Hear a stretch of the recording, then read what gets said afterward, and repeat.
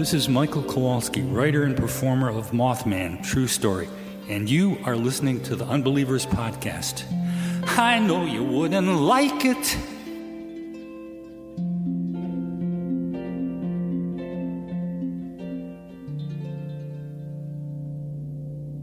There were several groups. One of the principal ones was the reptilians from the Orion complex. Without any exaggeration, it was like being on fire inside. Rats were eating you up inside. This stuff was in my mouth. It felt like it was 500 pounds. It was unbelievably hot. My first question would be, were you a member of the Church of Satan, a card-carrying member of the Church of Satan? I don't understand. There's always an argument for everything, you know? Just because somebody can fake something doesn't necessarily mean it's and we found a life form. And that's when I started shitting my pants. So for the person who called, I am carrying an alien. An alien baby. We covered right here, okay? Okay. Something is happening. What is it? That's the question. So do UFOs exist? It depends on what you mean exist. The 1960s were a strange and historic time in the United States. The Betty and Barney Hill alien abduction case of 1961. The Patterson-Gimlin Bigfoot of 1967. Sha-Na-Na playing Woodstock. To many, though, the strangest of all these was the 1966 Mothman sightings in Point Pleasant, West Virginia. A series of unbelievable sightings involving UFOs, the Men in Black, and the king of all winged weirdies, the Mothman. Tonight, the Unbelievers Podcast travels to the heart of Mothman country to discuss this fascinating case in person. For the first time in the nearly 3-year run of this program, we have assembled in a secluded cabin in the woods to talk all things winged, weird, wild, and wonderful in West Virginia. So join us now for this very special episode with the Unbelievers united under one roof for Mothman Unfestival 2021, the Mothman Legacy. Right here in the program, we continue to learn to unlearn everything you know. Hello and welcome to the Unbelievers Podcast. I'm your host, Rus Ryan, and joining me as always in person is my co-host, Drea Mora. Hello, Drea. Hello, Russ in person. And our soundboard engineer and producer, Rob Okey, in person. We know that radioactivity settles in the anus. What's up, guys? How's it going? Up? This is crazy. It's happening. So nuts. This happened. Yes, we are recording for the first time together here at a table, in person, live with each other, and we are in Point Pleasant for the Mothman Festival. We just spent a great weekend here, and what'd you think so far? Man, I mean, for it being kind of a non-festival, the festival that was not, it was pretty good. We still got to meet up with people. I still got to see all kinds of new shit I hadn't seen before. I've had a great time. Yeah, it was really cool. Awesome to finally cross this off the list of things that I need to do at least once in my lifetime is visit Point Pleasant, and finally got to slap Mothman right on his, shiny cheeks, metal ass. just like I've been thinking about for the last couple of years. So very happy that we finally got to do this, and it's been awesome to hang in this cabin with you guys. This has been great. It feels almost like we've been here for like a month. It feels like we've always been. It feels like we live here now. It feels like we're roommates now. Yeah. Rob lives in the living room. Yes, I do live in the living room. Yes, Rob is our son now. He sleeps on an air mattress in the front. We'll figure out the attic for you later. But yeah, no, it's good. It's been really fun. It's great. It has. And we've learned a lot about the Mothman being here. I mean, this is the second time I've been here. I was here 4 years ago, but this experience has been much different from the first. And we have a fun episode tonight because we are going to do a very Mothman-centric topic for this. Tonight, we will be talking the Mothman Legacy. How'd you like it if you're making out with your girlfriend in a parked car in the dark down by the quarry? And you looked and you saw his glowing red eyes checking you out. Yeah, I know you wouldn't like it. The classic. Michael Kowalski with Mothman True Story, 1966-67. The greatest of all the Mothman songs, I think. My favorite hymn to pray to. We can't do an unbelievable podcast, anything unbelievable related, without mentioning Michael Kowalski right off the bat. You have to. It's one of my favorite things. One of the best gifts I think I was given through the Unbelievable Podcast is that song. Really, truly. It's a great song. I love it, and I love him being in our intro that Sharky did for us. That's great, too. Such an honor. But tonight, we will be discussing one of our favorite cryptids and the story that has brought the three of us here to Point Pleasant, West Virginia, the undisputed king of the winged weirdies, the Mothman. And seeing as this is our first ever in-person recording of this program, and we are doing it here in the land of the Mothman. We wanted to do this Mothman episode, but without focusing entirely on the events of 1966 and 1967, which is pretty familiar territory for most listeners of this show. We wanted to cover what the Mothman has been up to since then and what kind of legacy has been established in his wake. So we've decided to talk about a very fascinating, documentary from last year titled The Mothman Legacy. And we have all watched this, yes? Yes. Yeah, together. Indubitably. Indeed. We all sat and watched it here at the cabin the other night. That was fun too, just getting to actually do the research homework part. Yeah, the to do homework homework part together was really fun. But when it's Mothman related, you can't really call it homework. And The Mothman Legacy is a small-town monsters joint from producer Seth Breedlove. As a name we have mentioned on this show quite a few times. Several, yeah. This show, we are no strangers to the small-town monsters productions because we have covered documentaries such as Terror in the Skies, Flatwood Monsters, and, of course, the very memorable Momo. Oh. The Missouri Monster with all the TED Talks. You remember Momo, because, of course. He's hairy. He's scary. But this one is much different from Momo.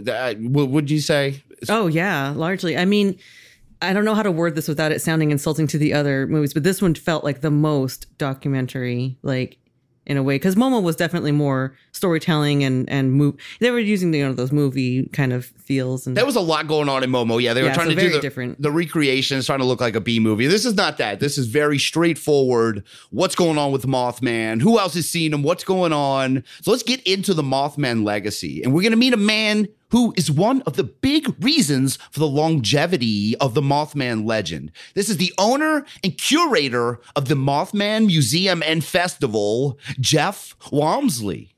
Well, when the Silver Bridge collapsed in December of 1967, everybody's attention immediately went to the recovery effort, the rescue effort.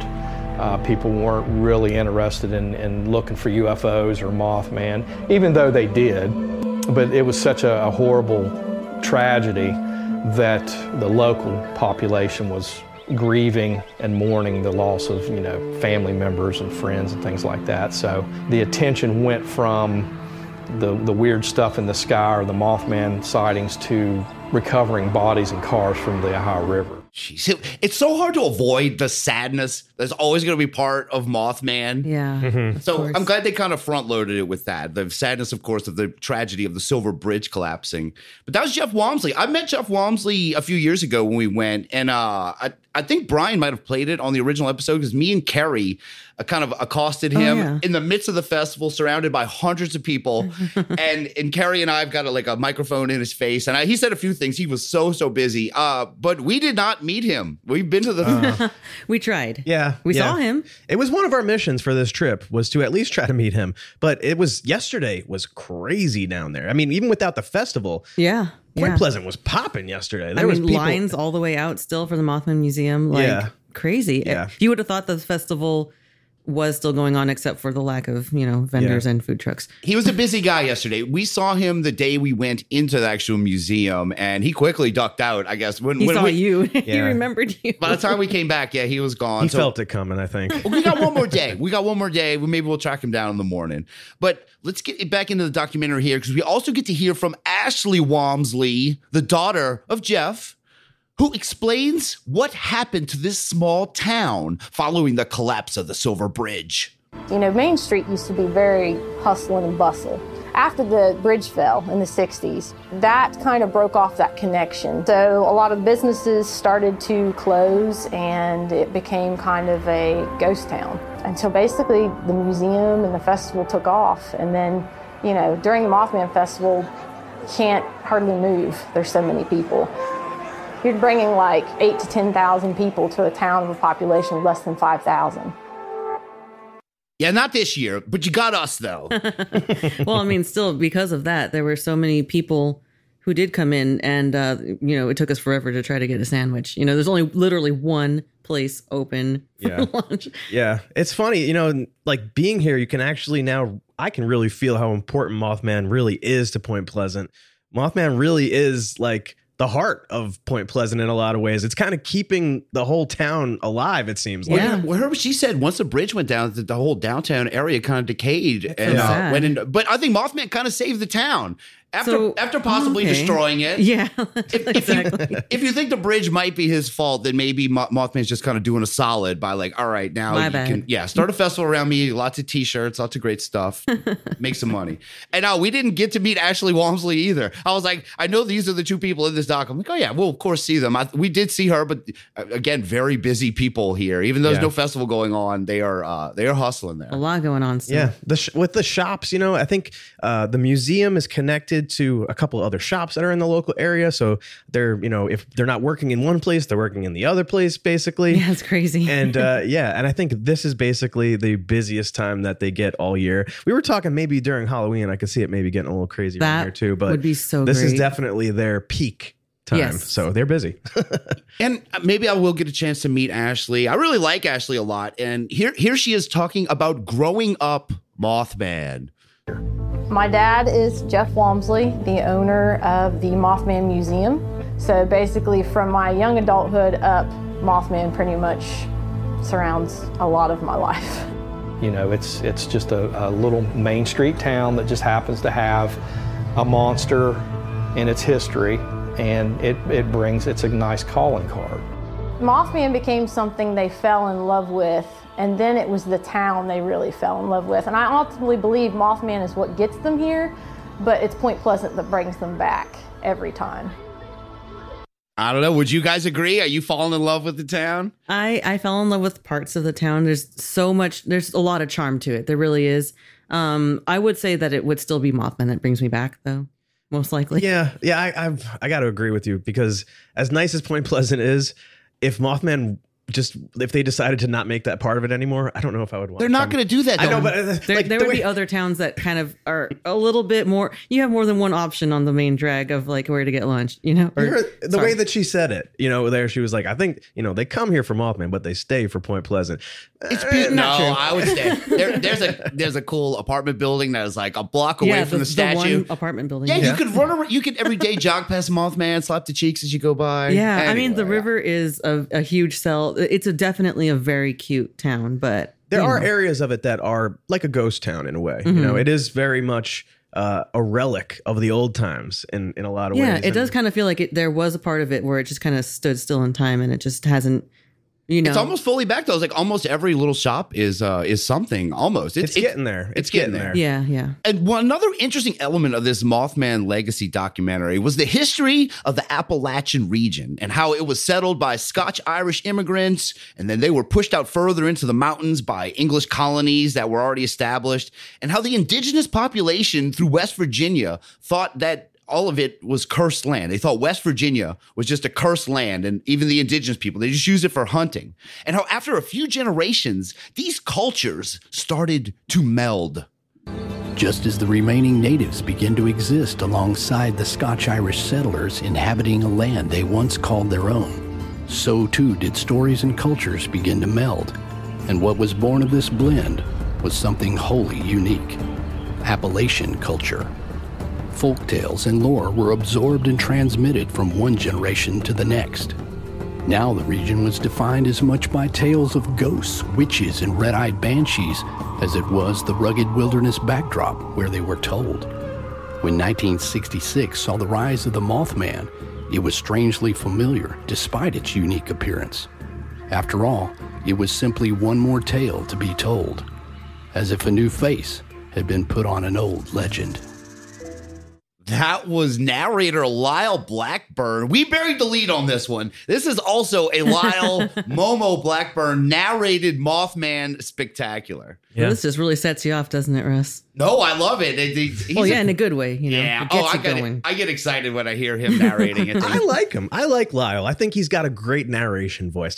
I think it could be a little divisive maybe sometimes, but I like him. He's fine as a narrator. It's when he does that other stuff that it gets a little much. But yes, I do like Lyle as a narrator. He's great in this. You don't see him once. Looking forward to seeing him, but there's not a single cowboy hat in this documentary. Oh, yeah. See that I'm upset about actually.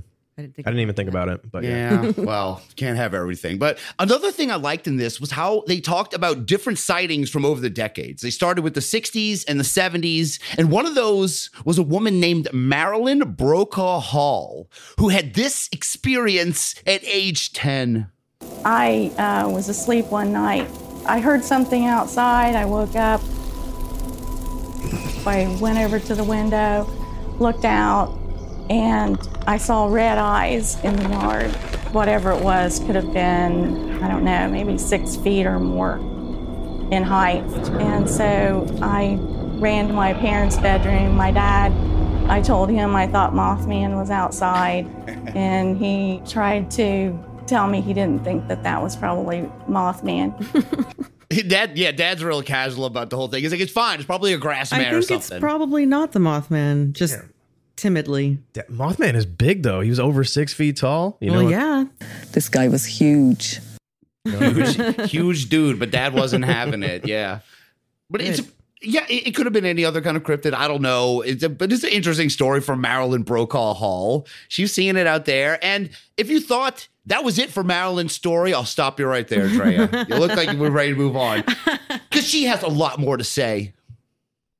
Now, like sometimes they'll say that Mothman's there to either warn you or whatever. Like just a few months after I saw those red eyes, my dad was in an airplane accident. He was one of 16 people that survived. It happened in Cincinnati. It was flight TWA 128. It was a flight coming from San Diego, California, going to Boston, but it stopped in Cincinnati, and there wasn't enough runway for the jet. And so it went on and went into an orchard and caught on fire and just like threw people out of the plane all over the place. My dad, the seat that he was in, the seat right beside him was on fire, and there was a husband and wife behind him. Wife was killed, and my dad turned around and grabbed this guy by the hand and said, if you want to live, come with me. Come with me if you want to live. It's okay, Mom. He's here to help. It's okay. It's okay, yeah. This lady's dad was a Terminator. So this dude survived a plane crash. And I know that story was very tragic, but something about the way she told it, it sounds like such a fiasco. It's like it went too far on the runway and it started hitting apples, and then people are flying out the windows, the seat's on fire. It's like a wild ride. Yeah. I did describe it it sounded like a Looney Tunes moment or like a Roger Rabbit sort of a situation going on there. Your But yakety sax playing in the background. It's just everything's going wrong all at once. It did sound kind of cartoonish. And yeah, I felt bad laughing, but I couldn't help it. Her dad's a badass, though. He's like, come with me if you want to live, essentially. That was pretty cool. I mean, that's a devastating moment, though. There's a lot of death, a lot of fire. The seats are on fire. That's but scary her dad stuff. was so confident and calm. He knew. He's like, look, come if you want to live. Come with me if come you want with to me. live. It's that Mothman energy. Do it. That he got from his daughter. And it was fun putting this part of the episode together 2 days before getting on a plane and coming here going, great, now I gotta cut the plane crash clip. Boy. Yeah. I hope some guy isn't telling me, come with me if you want to live, or the seat's on fire. Yeah. It's always fun to watch like an airplane movie when you're on an airplane. And like I remember I tried to watch Lost on the airplane once, and like why would they play that on an airplane? It cuts back to like it doesn't just show you a plane crash one time. You get to see that plane crash like a million times in that show. So it's hard to like. It's basically the entire time I was watching it, I just felt like everybody was judging me around me. Well, they should have. You shouldn't have watched it. I love Lost, though. I'm not gonna. You know what I mean? You can't like watch it somewhere else. No, anyway, I had to. Well, this plane crash, this total fiasco, this happened just 1 month before the Silver Bridge collapse, and the daughter is already having a Mothman sighting, so it's kind of related to the original ones. And after these events, it was believed that the Mothman left. That he was gone after the Silver Bridge moment, and I guess this plane crash to a lesser extent, and that somehow the Mothman was a harbinger of these events, and that once the disaster occurred, his services were no longer needed here. Where do you think he went? Well, we're going to find out, because that's not exactly true. And let's hear about that from another young witness to Mothman. The Mothman frenzy went from 1966 into 1967, but the activity continued. We lived close to the Scarberries. I grew up on a hillside in West Union called Shannon's Knob. Late at night, it would sound like someone had jumped out of a helicopter. The roof would go boom, just like that. There would be a pause, and then these footsteps. Somebody was walking on our roof. And they might be up there 10, 15 minutes, and the footsteps would stop as if something had flown away. And of course, my parents did not believe me, you know, when I kept telling them about these footsteps, until I woke up early one morning and I heard them talking to each other saying, wonder what those footsteps are on the roof. And I was thinking, I want to go outside. I want to go outside and, you know, hide in the bushes and see if I can see the Mothman. But I never developed the courage to do that. That's a brave kid, man. She's peeking out from the bush. She would have been brave if she did it, but she didn't. She couldn't work up the. She was brave to think about it. Was she brave to have to hear footsteps on the play soundboard one? I made a little mashup. It just reminded me of this. A gray on our roof, observing us. All right. I don't know. I can't believe I didn't put that one together. I was just thinking like Rudolph and Santa shit. Yeah, I had my finger on the button for that one. You know, I was ready you to were go. really. I was ready to go. Literally. Well, because it just reminded me so much. Like if there was a gray on the roof observing, rough. Sorry, the roof. There's a gray on the roof observing. Then of course that would probably be what Mothman would do too. You know, if he's an alien, they like to hang out on roofs. Oh, he was observing so much, and we all know what he observes: kids making out, and he was very busy. Yeah, with the lives of your average West Virginia resident at the Chasing time. Girls with periods around. Yeah. And I like putting a little bit of that West Virginia accent flair. Play that clip again. I love the way she says roof or roof. A gray on our roof, observing us. Isn't that how you pronounce it? How do you say bedroom? Bedroom. Oh no, you did it on purpose. Now she's got like that California thing, like that. Oh, the vocal. Like, you mean the vocal fry? She got a vocal fry. She's just like it's just so hot gooey. So look, she had to deal with the Mothman at a very young age. It's not been easy. It gave her a vocal fry. It just makes her say rough, kind of funny. Roof. I don't know. I love a gray on the roof. That's my new favorite. See, that is how he pronounces it. Oh, yep. Because I'm honoring. I'm showing their culture honor out here. And it wouldn't be a proper Mothman documentary without mentioning John Keel, the man who investigated the case at the time and authored the book, The Mothman Prophecies.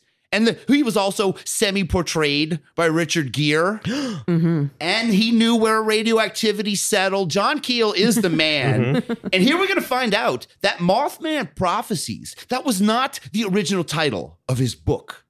John Keel's original title, which never made it to press, obviously, was The Year of the Garuda. He saw sort of a connection with the Hindu mythology of the Garuda, this winged entity. He was knocked down by the publisher. The Garuda is in multiple traditions. In Hinduism, the Garuda is a massive sunbird that ultimately becomes the vehicle, the mount for the god Vishnu. It is depicted as some human features, sometimes 2 arms, sometimes 4 arms, but the body of an eagle, massive wings as well.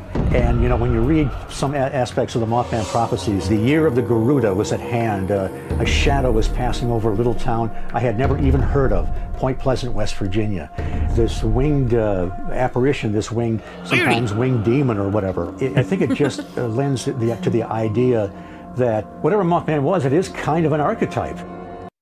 Yeah, but Garuda. He was going to be called the Garuda, the year of the Garuda. Do you think Garuda Festival would have caught on, Drea? No, not here. Not in this town in particular. I can see it happening for sure. It's kind of a cool thing, but not this. I'd like Mothman better. I do too. Holy. And we got to see, they had a copy of the Mothman Prophecies with this original cover they're talking about with the year of the Garuda. And the Garuda on there, he's supposed to be Mothman. He's a very goofy looking moth. He does not look as cool as Mothman. He's got like a weird beak face. There's teeth usually just like going all kinds of directions. He's definitely a winged weirdie, like you said. You know? Man, that's what I call winged weirdies. You know, a winged weirdie. I forgot. It's not a wing. Winged, that's too much alliteration there. I so thought he was going to drop the winged weirdie in there, but that guy's no Lauren Coleman.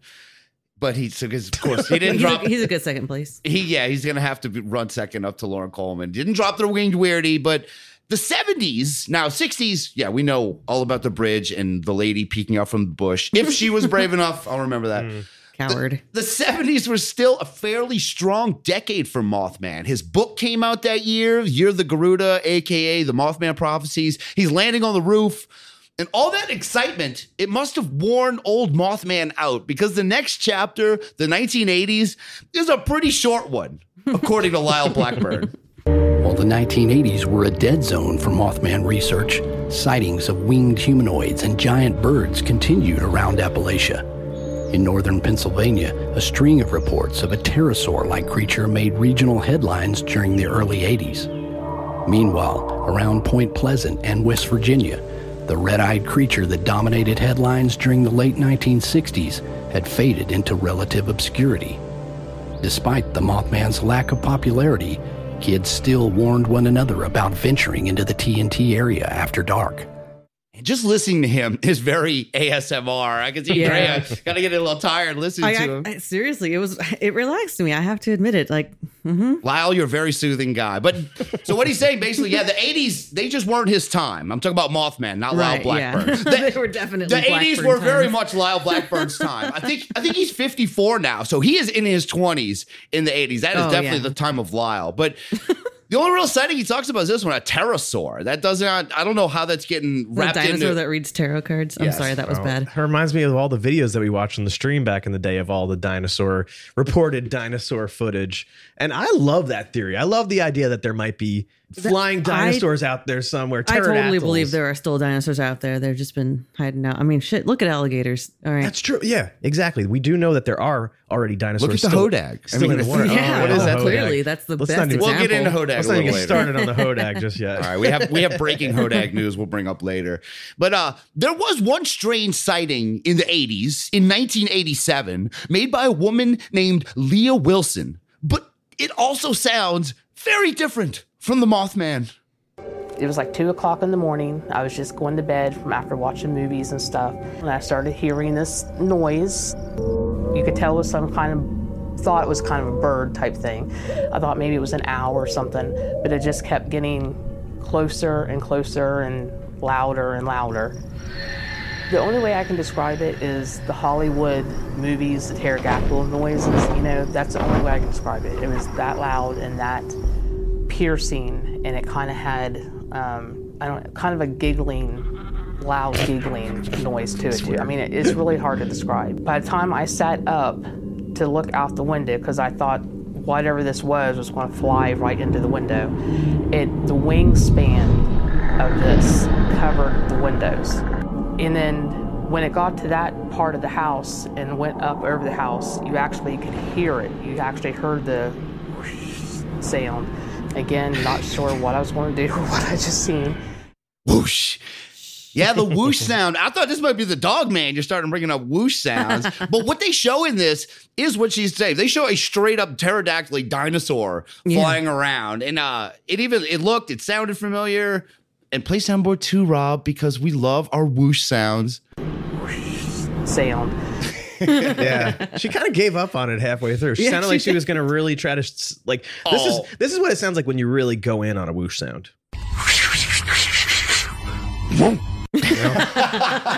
You gotta have all of the sounds, otherwise it just doesn't really feel right. Her heart was not into that one. It was just it was like, forget it. You guys get it. You guys don't know what dinosaurs sound like. I don't have to do Foley work for you guys. I know exactly what dinosaurs sound like. God, I love Foley work in Monster Docs. It's the best part. But there was another encounter in 1987 that was a lot less dinosaur-like. She said when she was in high school in 1987, she and her boyfriend were driving to the top of Quincy Hill, which is the highest location in Parkersburg. Something very similar. They saw this huge creature was walking across the street. She said it looked like a 6.5-foot insect. She said its knees were on backwards, like an insect's legs. Weird. And had these huge wings as well. But she said the thing that stood out to her was this creature had a shuffling gait, like it was not used to walking on its feet. That told me she was telling the truth, because I had read a lot of the written accounts down in Point Pleasant. They all described the Mothman as walking that way.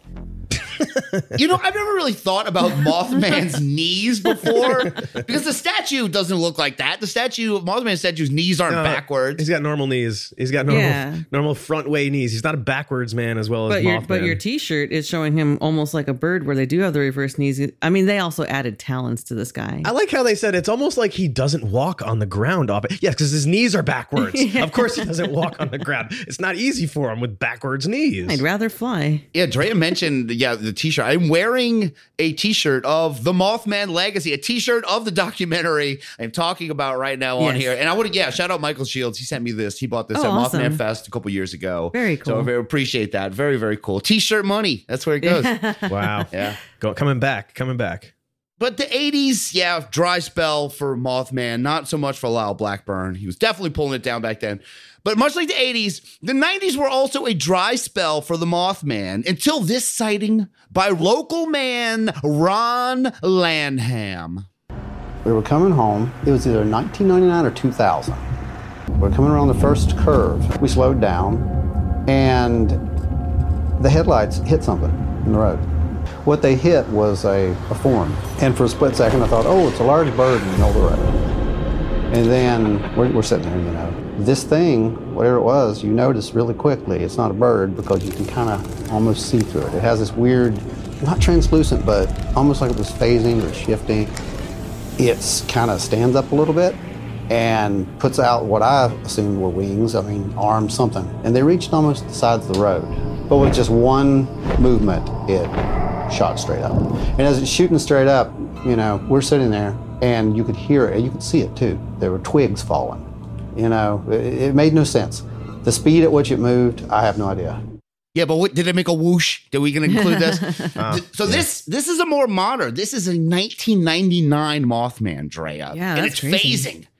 Phasing through stuff. This is like a Y2K Mothman. He's here right around. That's what he's warning us about. Can you imagine? I'm glad I didn't hear about it during then, because I wasn't terribly concerned about Y2K. I saw everybody was making a big deal. But if I actually saw like a goddamn Mothman at the same time, I'd probably start shitting my pants. Yeah, that would be a big Mothman fail too. If Mothman tried to claim warning us about, no, I wasn't warning about Y2K. It was something else that happened. I was just in town. There was some pretty horrific things that did happen in the early 2000s. Well, about a year later, after Y2K, there was some. But it wasn't right when it turned midnight into the year. Yeah, it wasn't like it didn't directly coincide. But I'm just saying there might have been a connection there. Who knows?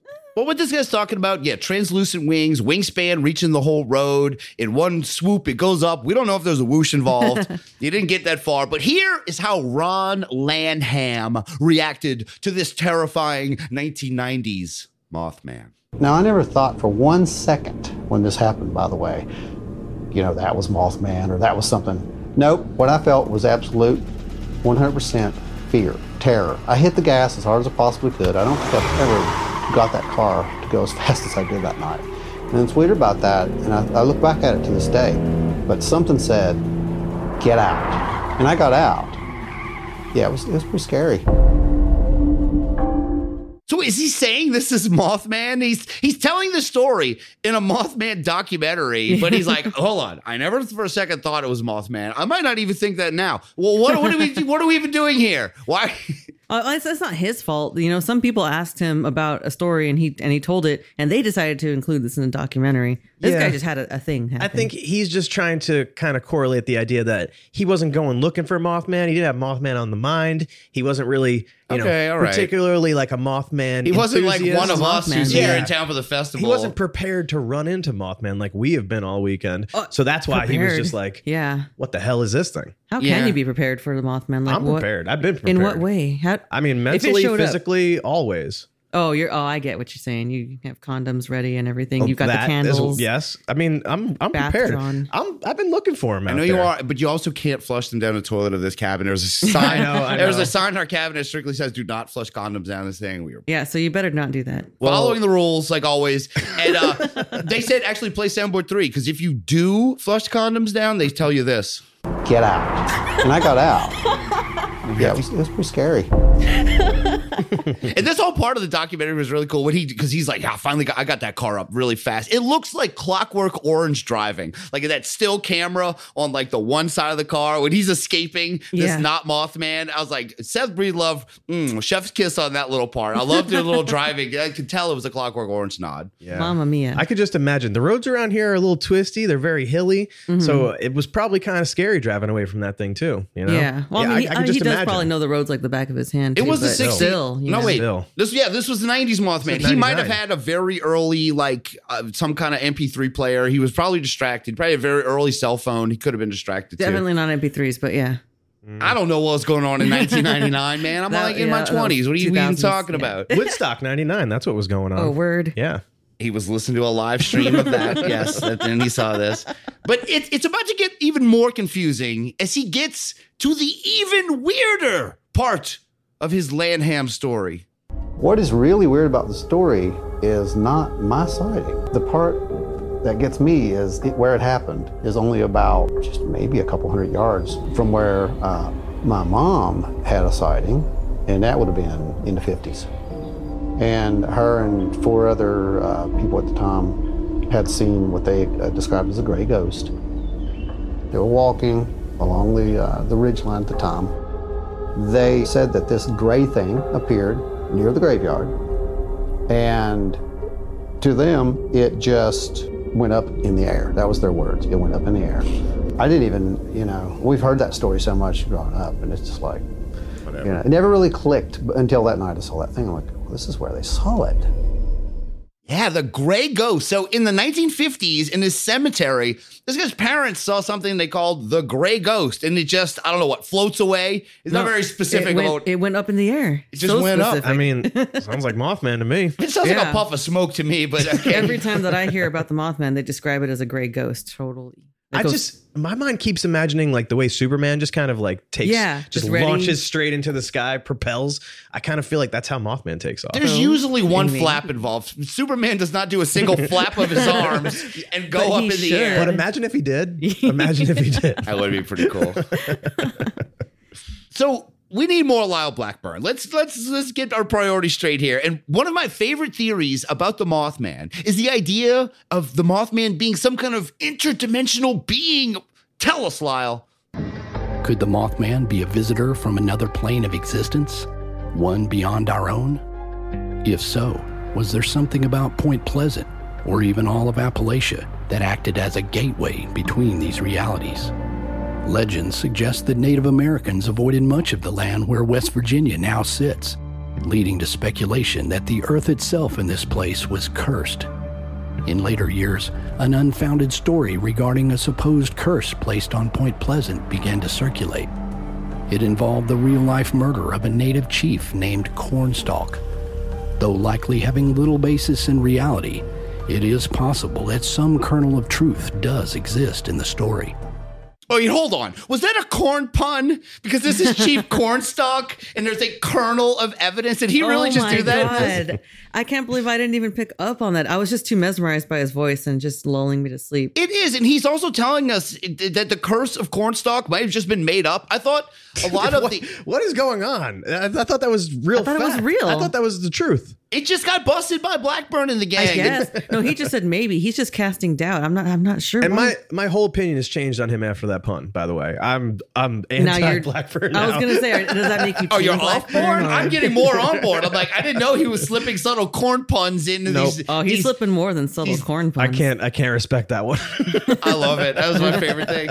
But so they also talk about things like how the concept that Point Pleasant is like a crossroads. It's kind of like a devil's crossroad, but it's like a water crossroad. Like one of those energy things, like a beacon or yeah. It creates like a vortex of energy. Yeah, that's the word. Yeah. Fucking vortex. And you've heard a lot of people have heard the concept of like the crossroads being, where you make some kind of deal with the devil. Mm-hmm. But this is more where a bunch of rivers all meet in one place. And that's what Point Pleasant is. Really interesting. When we walked around, and the bridge, of course, went over the Ohio River. But we were at those crossroads, and there's a weird energy there. It's definitely, I always feel way more heightened when I'm out here. I thought that was just the weed. Well, that helps. too. That helps a little bit. You know what it is too? It reminds me of like a haunted house. You know how sometimes residual energy in haunted houses, or like wait, are you talking like a real haunted house, like a Halloween? I mean, like a house that's black haunted. garbage bags and spray paint. not a Halloween haunted Okay. house, an actual haunted house with spirits in it. It reminds me And of like spirits. the whole residual energy theory of like, you know, if a staircase is used constantly by millions of people all the time, like for years, there's a lot of energy on that staircase, and it's kind of a similar thing. Like there's been a lot of boats that have crossed, and activity that's happened. Is that a New York thing? Is all in New York subways just haunted, all the stairs? Because people walk on them? Well, so here's an interesting thing, because I think maybe it could be, but since there's so many people constantly, you don't notice it. That's true. That is true. It's like pollution of just like sound, human and souls, energy pollution. Yeah, it gets in the way of the spirits. Gross. 409 that shit. Yeah, Point Pleasant is definitely a lot of crossroads. It's a strange water crossroad. And another thing they talk about in this that I don't think we ever really cover much on here, even though we kind of do, is that Mothman is often referred to as an ultra-terrestrial. And this is a term that is being used more and more often now with shows like Hellier and Hellier, or whatever you want to call it. But here, they're going to explain the origin of the term ultra-terrestrial. Keel did not believe that we were interacting with extraterrestrials. He called them ultra-terrestrials. In other words, something that is earthbound, some sort of phenomenon that originates on Earth that we can sometimes see and interact with. And it might be from another dimension, or it might simply be a little bit outside our normal perceptual abilities. Keel used the term ultra-terrestrial, and he revealed in later years he used it as a literary device. He wasn't, he wasn't really fixed in his thinking about these things. It was really a term used to suggest that these entities, whatever they are, wherever they actually come from, may be a natural condition of the planet, suggesting that they're not necessarily from off-world, or even necessarily from another dimension. You know, I feel like a lot of things that we talk about on the show, we could just call them ultra-terrestrials, or Pigmans, Puckwudgies, Jeff the Mongoose. Human beings. Yes, we're all. I mean, come on. Range 4 Harry? Well, no, he actually is an alien. He's an extraterrestrial. Right. Yeah, I mean, there's a fine line extra and ultra. between extra and ultra, and you don't want to be too extra, and you don't want to be too ultra either. You know what I mean? You want to be just enough ultra, Drea. Exactly. How do you know when you are at the right amount of ultra? We will let you know. Okay. You're being a little extra right After now. a few days of being in your presence here, you've definitely gone from extra to ultra a couple times. Oh, well, yeah, let's talk more about that. Save it. This is a professional show we're doing here. But I love this thing because all angles and possibilities are covered in the Mothman Legacy. Even the occult. And I know we all love the occult because it was rumored that occult activity was happening in the TNT mine area in the 80s, and that might have caused some kind of portal or gate to open up in Point Pleasant. I've talked to several people that have seen hooded figures up there. When I was a kid, there was a rumor going around that the 13th gate to hell was in the TNT area, and that's what I remember about my childhood. Kind of makes you want to stay away. My dad's sister, I'm going to out her, but she snuck out in high school with a bunch of friends, went up to the TNT area. That's not unusual. A lot of people used to do that kind of thing. Inside the igloos that are up there, there's like 100 of these bunkers. Well, there's just a few of those that are open today, but people like to go up there and investigate and all that kind of stuff. Well, they had went into one and said that there was all these symbols written all over the walls, and there was a table with a outline of a cat, where somebody had sacrificed a cat. Yes. Oh, no, come on. The TNT mines have cat-killing cults. An outline of a cat means that a cat totally was sacrificed there? That's a jump. Well, they didn't even say they saw a dead cat. They said they saw someone draw an outline of a cat. I do that all the time. I love drawing cats. You know what's crazy is that I think it ate my cat. So maybe they were just eating a cat. Son of a bitch. I'm going to say this. So we have been to these TNT mines. We've been in the last 2 days. Yeah. We've been to quite a few of these. The only outline I saw, I did see a spray painted outline of Michael Jackson on the ground in one of them. I don't think Michael Jackson was sacrificed in the TNT mine. He might have been. He might have been. That is definitely would be some cult activity. But I've heard. Wait, before you move on, we have to give Michael Jackson a proper clip. Let's just do it. Ow! Thank you, You Mike. can't invoke his name without playing that clip. We should have played that in the Kathleen mines. Roberts, if anything. Anyway. But we have been trekking around these mines the last couple of days. We've been talking to people, and people have mentioned that they do think occult activities happen. I'm going to ask you, Drea Mora, this was your first time in the TNT mine area of Point Pleasant. What did you think of the mines? Oh my God. Overall, they were really, really cool. I really liked the vibe, especially the first ones we went into, like how echoey they were. It was a really neat acoustic experience. At times it did get to me though. Like I had to kind of leave, especially when Rob did like an evil laugh. It just, the echo, I felt like my brain was going to explode. It felt insane. I did do an evil laugh. I have to admit to that. I did. And it was pretty good, actually. Did it scare yourself? I think I recorded it, so I might be able to actually insert it into the episode we'll see. right here. Oh, Rob getting ahead of himself, getting himself work.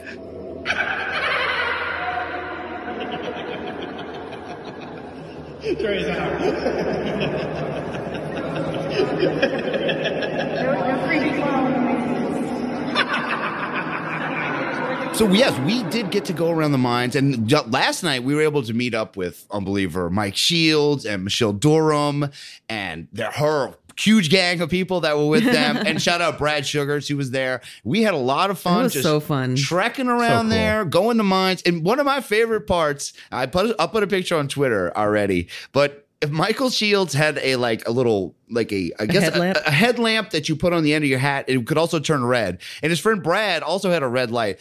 So they're standing in front of a pond that is across from another TNT mine where people like us are going around looking, and they're holding up these two red lights, like red eyes. It was so funny hearing the reactions from the other side, like from, being, kind of surprised and then knowing that someone is messing with them at the same time. That was what it's all about. Before they realized it was hilarious. Those things are really crazy. I mean, like you said, just the acoustical experience, like of hearing what it sounds like in there, it is so echoey that even your own voice, if you try to just complete a sentence, the echo just is so overbearing that you can't even hear yourself. You lose your train of thought. You can barely even finish your sentence. So it's very strange, and it's got to create some sort of strange energy inside those things. We definitely pushed it. We definitely used a spirit box with Jack Sass in one of them, which was even, if you thought a spirit box was maddening before, I know Brendan has done a very loud spirit box inside one of them. It had some strange experiences. We couldn't really take it. We couldn't understand it to begin with. Yeah, we brought a lot of fun paranormal stuff. We threw everything at it. We threw the Ouija board at it. Oh my goodness. We were out there. We tried even, contacting. Oh, you guys had the EMF. We had the thing, EMF detectors. We were really trying to get some responses from that thing. We were asking questions of injured cold. We were doing all the things you do when you go to the Mothman, when you go to these TNT mines. But there's one mine in particular. I feel like the door we should not have been allowed in one of them because it did. Rob, will you describe? Yeah, Rob, will you describe what was in the corner of one of these? Yeah. So basically, you walk into this mine and there's all of these like broken down crates. It looks like crates that used to at one point either have supplies in them or possibly just TNT inside these things. They're all labeled. And then when you kind of walk your way through them to a corner of this thing, there was just this massive pile of mason jars. Just filled with dirt and crap. Not even dirt. It was chemicals. It looked like chemicals. Some of it looked like old congealed mayonnaise. Some of it looked like some of it looked like sulfuric, like I don't know, like salt or something that maybe even like dynamite or nitroglycerin or something because they were all labeled like test subject, and then they were most of them were from the 80s. Oh yeah, it's a testing lab. And it said ordnance testing. So as soon as I saw that too, I was like, this is an actual TNT mine with possibly explosive things in it. We shouldn't be in here. Let's go to the next one. This is not a ghostly thing. This is a physical harm issue. Yeah, like this is just gross. Not worth it. Not worth it at all. But in the actual documentary, so what they were saying to clip, get back. I know we're going to have a little more fun tangents than usual since we're actually out here right now. But they trying to bring up in there that Mothman is some kind of interdimensional being, maybe set on things not being in order, chaos or something. But if Mothman is not a flesh and blood creature, that might explain why so many people, even some of the original eyewitnesses, can describe the Mothman in vastly different ways. Marcella Bennett and Linda Scarberry were among those who saw the Mothman for themselves during the 1966-67 wave of sightings. As time went on, their recollections of who or what the Mothman might have been couldn't have been further apart.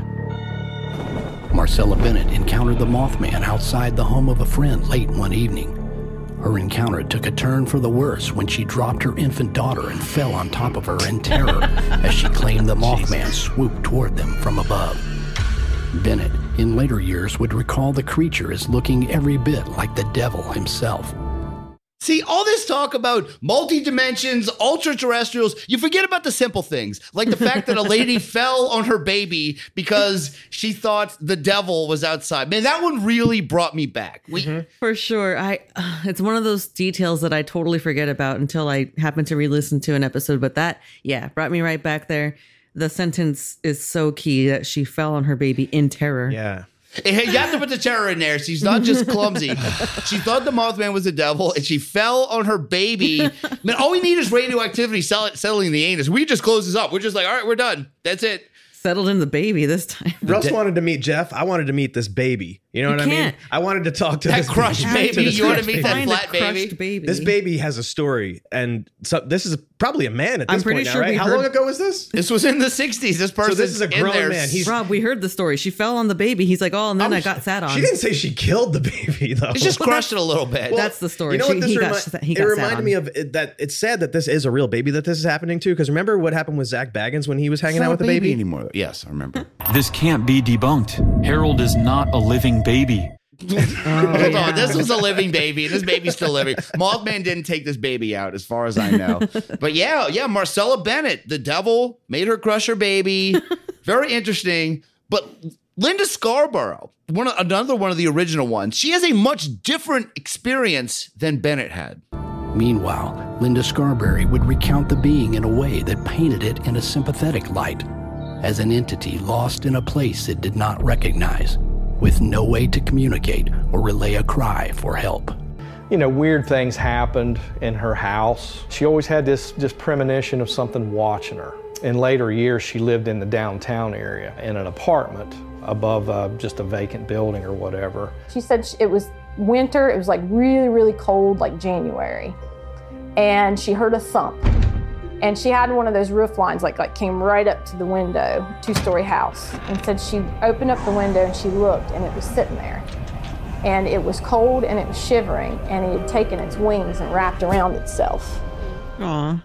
Look, if you're cold, they're cold.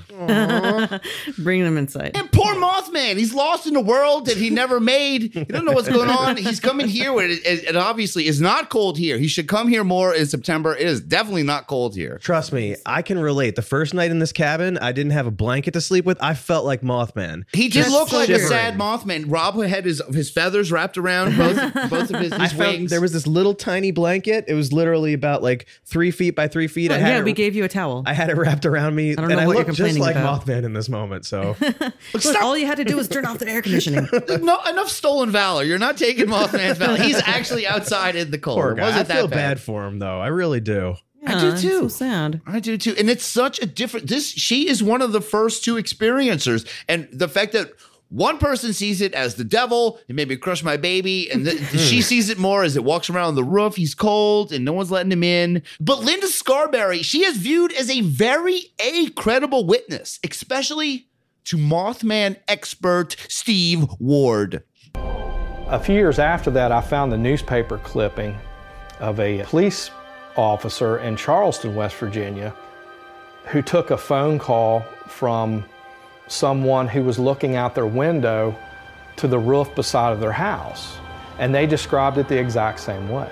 And the police officer said, you know, what is it doing and where's it at? And the person said, it's setting on our roof just right outside of our window and I'm staring at it. Yeah, this is Mothman on the roof, being sad, confirmed by police, maybe? Sounds like it. Where'd it come from? Where'd it go? Where did you come from, Cotton? And why is that where we're going? Is he cold? Is he sad? We don't really understand. All of the above. I feel bad for Mothman in this. I don't feel bad for a devil one that makes you fall on your baby. But when he's outside and he's cold and people are confirming this, that just shows you how vastly different just a couple of the early examples of people that saw it. And it just goes on like this. This is why they're bringing up stuff like Garuda. They're bringing up dinosaurs. This is why that 90s guy is like, it just phases around like it was made of like computers or something. The problem is a lot of people just don't know how to describe shit. they choose weird words and then it paints an image in somebody else's head and then they do an artist rendition and it just, you get all these. Look at how all the different merch of Mothman he looks, you know. I was going to say, just like the Mandela effect, maybe people are just bad at remembering stuff. Yeah. And the way we describe it, you know, goes down. I think, I think as far as the Mothman image goes, they've nailed down what they want, what people want Mothman to look like. They know what Mothman's going to sell shirts. They know what Mothman's going to get in Fallout games and look badass as hell. They know the Mothman you can put on album covers and stuff. Like I think Freshetta,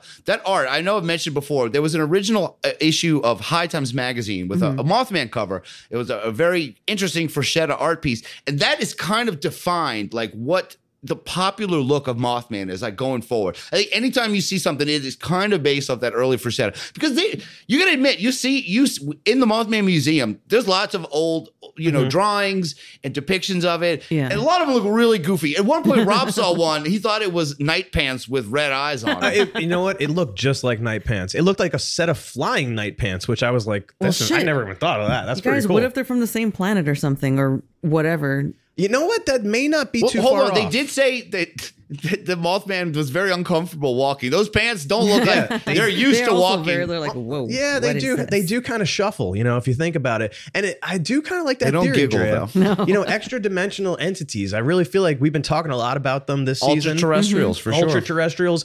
And, you know, Stephen Greer, that was like something that kept popping in my mind throughout this whole thing was that like, if this Mothman, he's only able to be seen sometimes. It reminds me of Stephen Greer's extraterrestrials that he captures, which you can only see them sometimes. There's tons of different forms. Sometimes they look like flying people. Sometimes they look like little troll people or little elves. So maybe Mothman is an extraterrestrial that is like the sort of things that Stephen Greer has been contacting. Maybe that's a solid theory. Maybe something Dorothy Isaac kind of thing. But I tend to agree more that it is I think it's more Earth-based. I know Men in Black were involved in that and everything. I do like the concept. I'm not saying I'm like sold on it, but the ultra-terrestrial thing, it is interesting.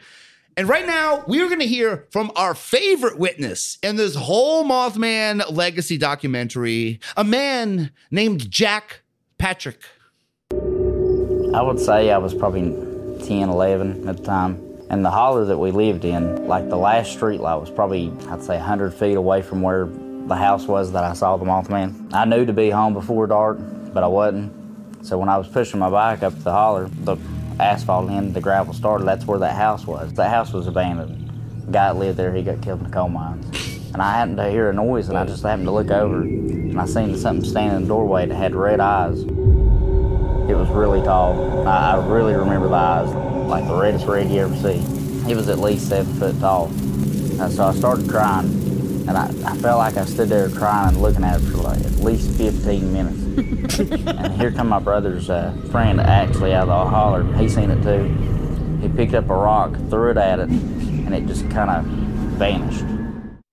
Yeah, another kind of phasing in and out Mothman scare. And he's 7 feet tall now. He's getting even bigger. Yeah. Well, I mean, this is also a kid, so it could have looked taller.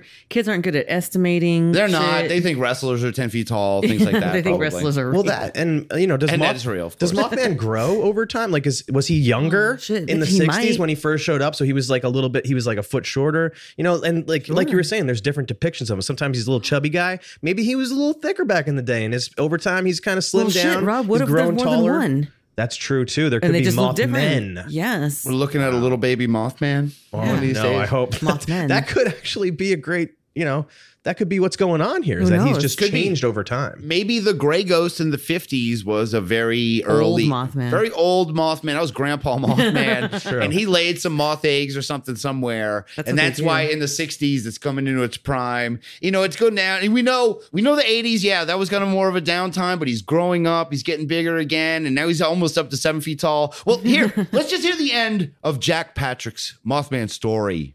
I would say probably maybe a year later, that me and one of my buddies went in that house, and there was we went in the basement part, and there was these weird footprints. It looked like they was burnt into the concrete. Best I can describe it, they was in a Y shape, and like they had black around them, like they got hot.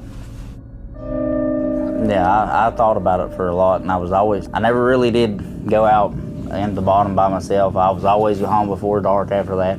I was scared of that house, and finally when they tore it down, I was pretty happy. If somebody talks about the Mothman, I'll tell my story. You know, I always tell everybody, hey, I've seen that thing. We know. Yes, you made it on the documentary. Congratulations. We learned here that that a lot of locals are very open to tell their Mothman stories. We went, Rob, I'm going to let you tell a little side story. We got to hear a firsthand Mothman story from a guy that worked in a hot dog stand, correct? Yes. I mean, you could call it a hot dog stand, I guess. A hot dog restaurant. It's a hot dog restaurant. Restaurant's even less of an accurate word. We're getting farther away from what it actually was. It's a crack shack. Let's just be honest here. It was a crack shack on the edge of town. And hold on, they had video poker, and they sold $2 beers. You're not selling this better. Yeah, well, I'm not going back either. The place. I am. While they cooked our hot dogs, there was a distinct smell of burning plastic from inside this building. Oh, God. So, just like the burning footprints that he saw. Correct. He saw Yes. Y-shaped.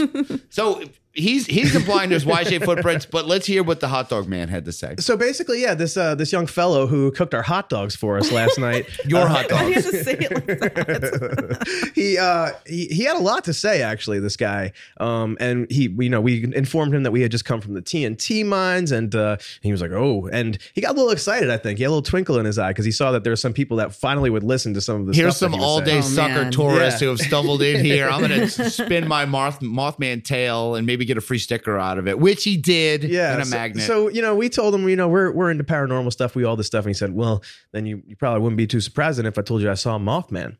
And I said, do tell. I'm listening. I said, do tell.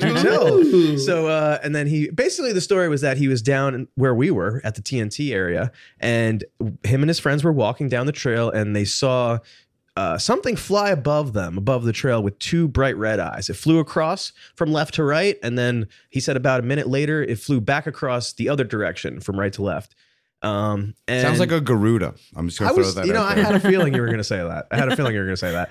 And this guy, he seemed like, I couldn't really tell by the way he was. He said enough other weird stuff to where whatever Mothman stuff. He said he had a roommate who had a Ouija planchette as a necklace. So this guy had a lot of stuff the way going he on. described that first and foremost. He kind of told us some stories about a spirit that may have followed him from one state to another. Wait, he talked about a ghost that threw rocks at his window. Yeah, and there stuff. was a ghost throwing rocks at his window. It was a long. Listen, we were just trying to get hot dogs. Hold on. Seth Breedlove. Small Town Monsters. You need to go to this hot dog place. Reach out. We'll tell you which one. We're not going to dox this guy. Yeah. He's got a great Mothman story. You can make a whole documentary. And you can play Mothman slot machines in the back. I will tell you this, though. If you go to the TNT areas and you see a hot dog place around there, that might be the one that we're talking about. Probably Definitely the one. the one. It stays open until 2 in the morning. You'll know the place. Yes. So this guy's sighting, I think, is definitely more in the modern era. He's a pretty young guy. And we've already established the 80s, the 90s, there was a downtime for Mothman activity. But that would change in the 2000s when Mothman hit the big time with the Richard Gere classic film, The Mothman Prophecies from 2002. And even though it was not a huge hit at the box office, the people who saw Mothman Prophecies were very affected by it. I mean, it was not a huge hit when it came out by any means. And yet I do hear from people who have seen it. And the ones who saw it and quote unquote liked it, they had a reaction to it. The reaction, the one I hear most often is, that was so scary and I don't even know why. I thought he was going to see something else there. I'm not sure why. Yeah, I don't know why he's downselling his own movie. He was one of the producers of Mothman Prophecies. I mean, I get it. I do the same thing to myself. I just kind of undersell myself. It's just sometimes people aren't really fully proud of their stuff. People don't quote unquote like spirits and spirits. People like spirits and spirits. It's that's fine. the first I'm hearing that. So I'm just kidding. Yeah, put in the quote unquote. Yeah, he is definitely a self-defeating movie producer. We both have the same reaction, throwing our hands up in the air like, what? I liked it. It's fine. It's a fine movie. You know what? I'll be the counterpoint here and say I didn't really. It was a snooze fest for me when I watched it. I remember. This is what first got me into Mothman. This was one of my first forays into the shit. I was so intrigued. How? He's not even in it. That's exactly it. You don't show the monster, but it creates this air of intrigue and mystery. But Rob, play soundboard 4. You don't understand because this movie didn't affect you. Because when me and Drea saw this, we said that was so scary, and I don't even know why. Yeah, exactly. It's very, scary. I do know why. Yeah, because it's scary. I mean, it's cerebrally scary. It's like it gets in your mind in ways. It makes it. Yeah, it's psychological. It's a psychological thriller. Is really what that movie is. But I want to say this. Okay. I know you may not be the biggest fan, but you did go to the Mothman Museum, and there are very cool items from that film that are in this museum.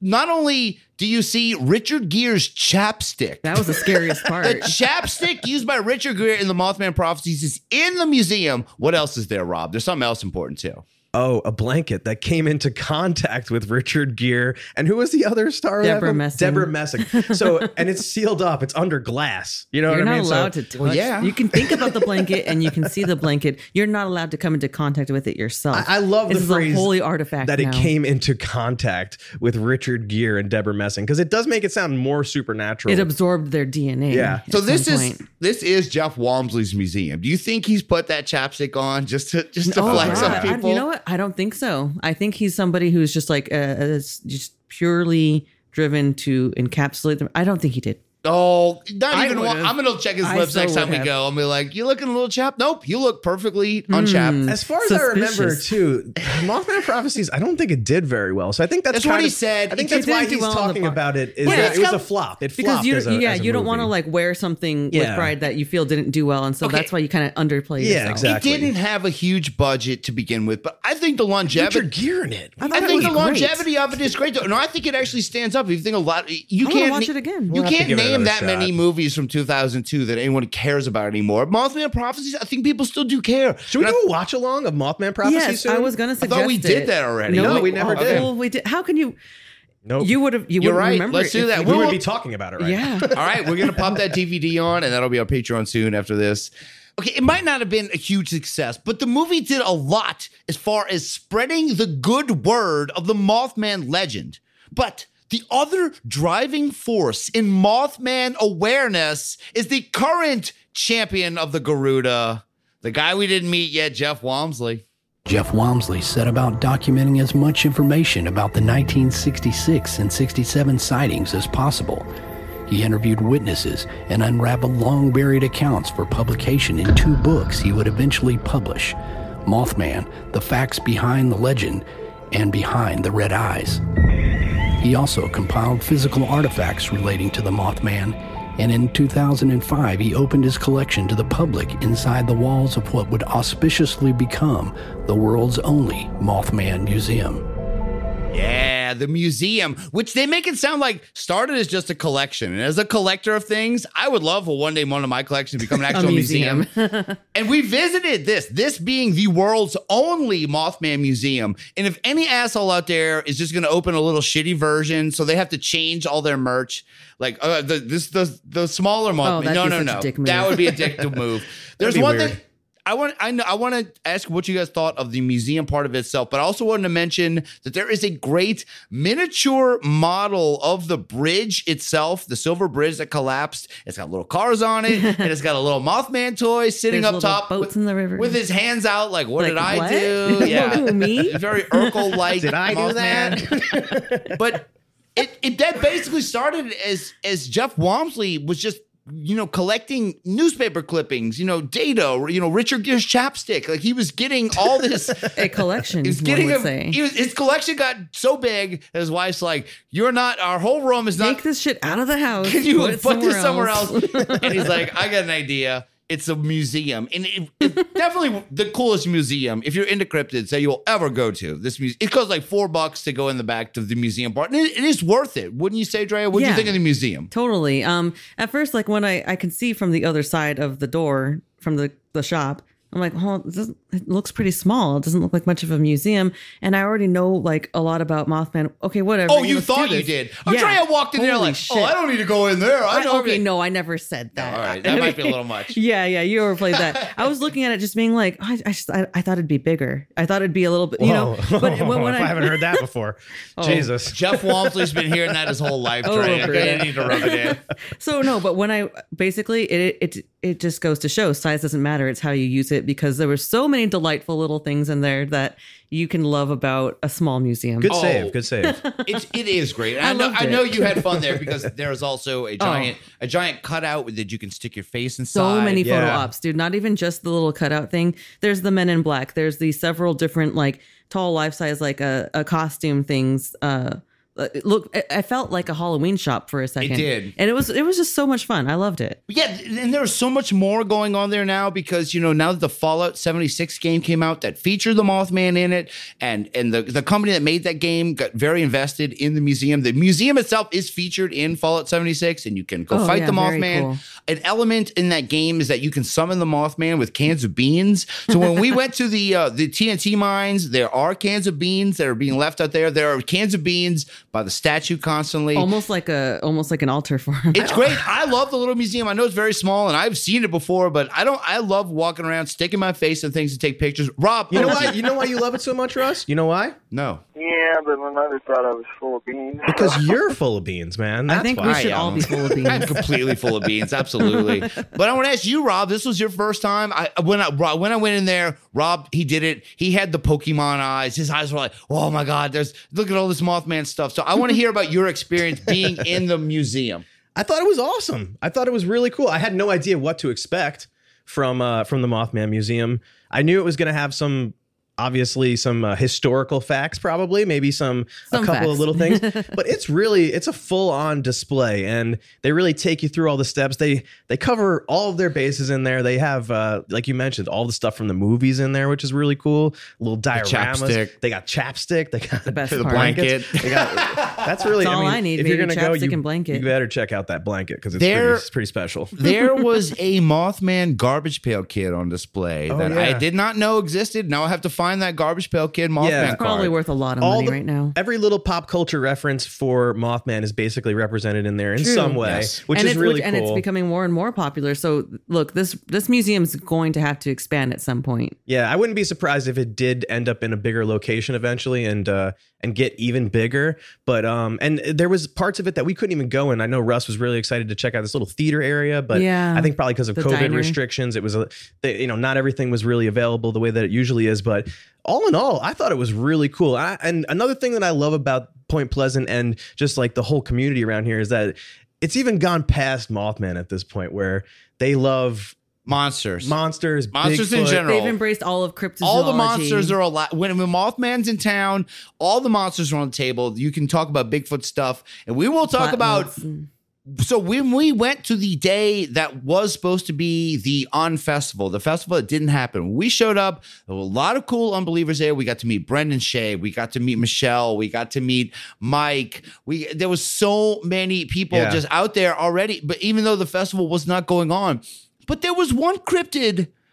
A cryptid that we've talked about on this show before. A very rare, underrepresented cryptid was represented so big time. So when we showed up to the festival, what we see next to the Mothman statue is the Hodag Mobile. The Hodag, the Rhinelander, Wisconsin cryptid that we talked about on this show with Aaron Schilb co-hosting last year. Oh, yeah. The Hodag episode.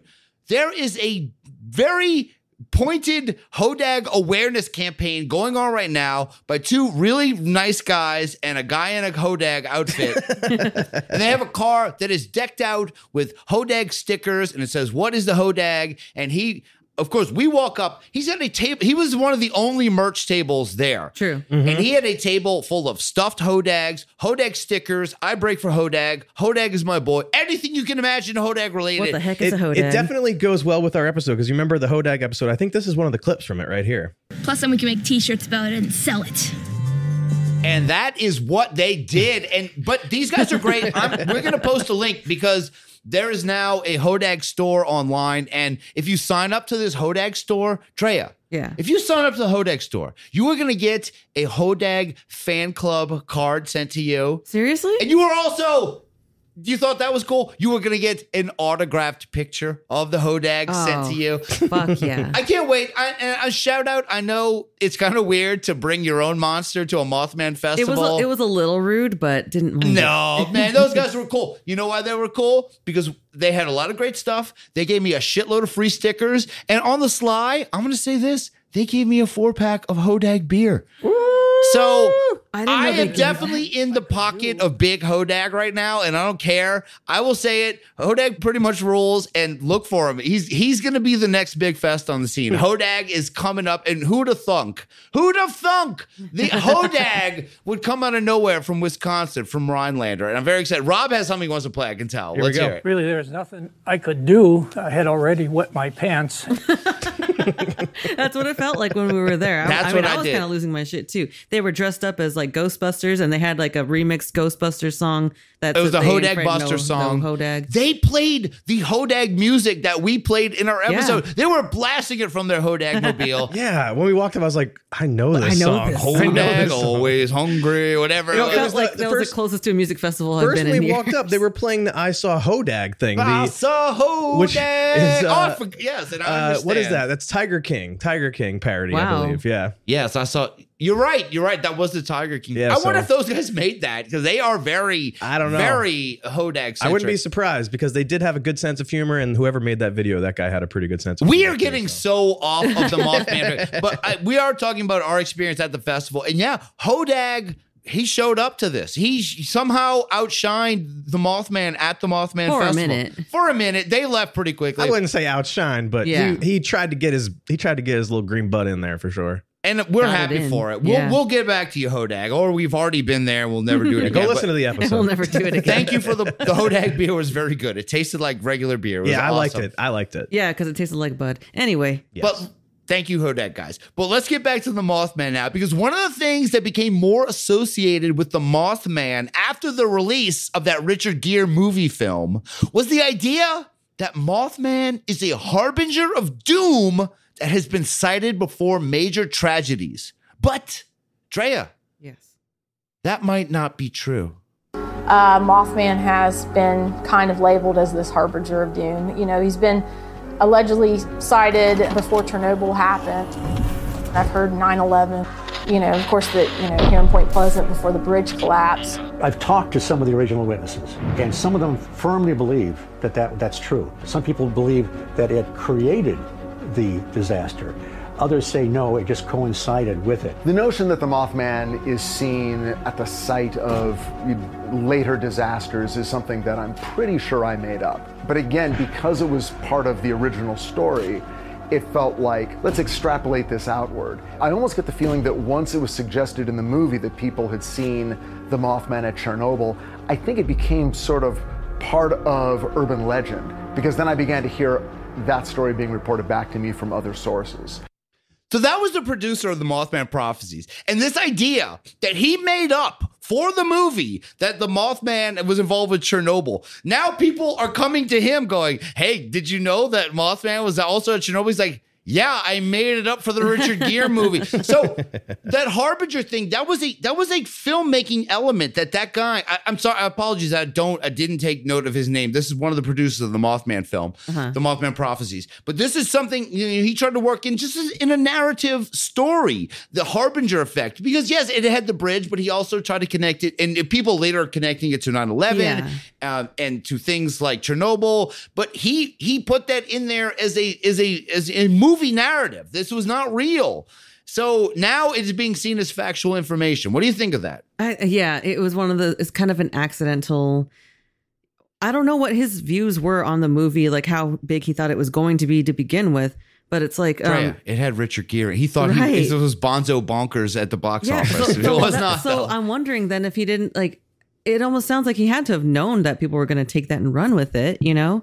Like, why are you going to plant that seed and then be surprised that people have? Well, it's also, I don't think at the time when they made this movie they had any inclination that was be a museum to this monster and a festival. I think all of that built. That's all Jeff, and I give Jeff a ton of credit for doing that, because the Mothman is saving this town. Like everything on that street we were on. Yeah, I almost feel like that movie might have done better if it was released nowadays with all the hype that Mothman has now, and all the history that it has, even with the more recent history since. So as recent history goes, though, I mean, as you can tell, there were some creative liberties taken. Of course, Keel took some liberties, calling things ultra-terrestrials, kind of coming up with this term. A lot of liberties have been done, but I'm fine with that. I like the idea of the Mothman. People did see something. Was it a devil that makes you crush your baby? I don't know. Is it a little cold, a guy who's too cold, so you got to take him inside kind of thing? Yeah, poor guy. It could be that too. It could be Superman that's floating up in the air like that one guy saw.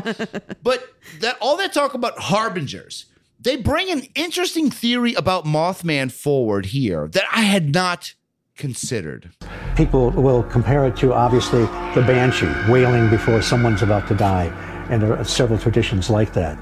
The banshees are part of Irish folklore. They're women that appear and scream, weep whenever someone that is part of the family line that they're connected to is doomed to die. It's kind of not the thing that you want to hear. A banshee is an Irish-Scottish death fairy. And even though she does not cause a death, she will announce the death with her high-pitched wailing cries. And we've got a banshee in the Parkersburg area called the Banshee of Martown. And I consider that folklore, of course. Something happened, it's been added onto over time. But it's interesting that she does have red eyes, and she is a harbinger of doom. They say much like the Mothman. As red-eyed folklore banshees, that is an interesting way to think about Mothman. I don't know if Mothman has ever been described as screaming. I mean, he might say whoosh or whatever he said earlier. It's not so much screaming. What do you think about the banshee theory, Drea? That actually, to me, so far, this makes sense. Like, this is the most reliable, I think, theory. Kind of most grounded theory, and as far as folklore goes, because he clearly wasn't the one who like, I'm gonna go fuck with this bridge, and then like, oh, I'm gonna fuck with Chernobyl. Like, if he did, like, he could just do this stuff without being seen beforehand. I'm gonna go fuck with Chernobyl. Yeah, that's what he was saying. Like, if he was gonna go and blow something up and actually be the one to do it, he's not gonna go and just be like, just letting you know, 1 more week, just 3 days now. Like, why would he do that? But if he's trying to warn you about something, that's different. That's a more persistent showing up, like trying to get your attention, even though he's not good at saying like, stay off of this bridge. He's just showing up places and just being vague as fuck. He just is trying to stunt. Mothman a lot of times is just trying to stunt on people. Like, I told you something bad was going to happen. It's like, no, you didn't believe me. Like, you were so vague. You flew around as a giant moth and then a bridge fell down. You weren't like, I told you guys. You didn't tell us anything. He's like, my eyes are red. You guys should take the hint there. It means bad. Something bad's coming. How did you not pick up on what I was trying to tell you? I'm trying to get the message across. I was very much on the side of the harbinger thing. I had never heard that clip of the producer saying that basically he put that idea into people's minds by putting the whole Chernobyl thing in the movie. And he's like, well, it was kind of there in Keel's books. Like, yeah, there's a lot of shit in Keel's book. There's a lot. There's a lot of stuff in all of Keel's books, as we're going to learn. You know, we will learn. And Rob has bought some Keel books. I have bought some. Oh, I can't wait to read it on the flight back. We're going to be in some weird rabbit hole with him for a little while. But the harbinger stuff. The banshee thing is really interesting too, because maybe the banshee is like the female version of Mothman. Moth lady. Moth girl. Moth woman. Moth chick. But then how come she's like just prevalent in like Irish Scottish folklore? I'm like, we don't really see banshees out here in the US. I don't know. Maybe like you said, Mothman doesn't scream. Maybe it interdimensionally traveled from there to here.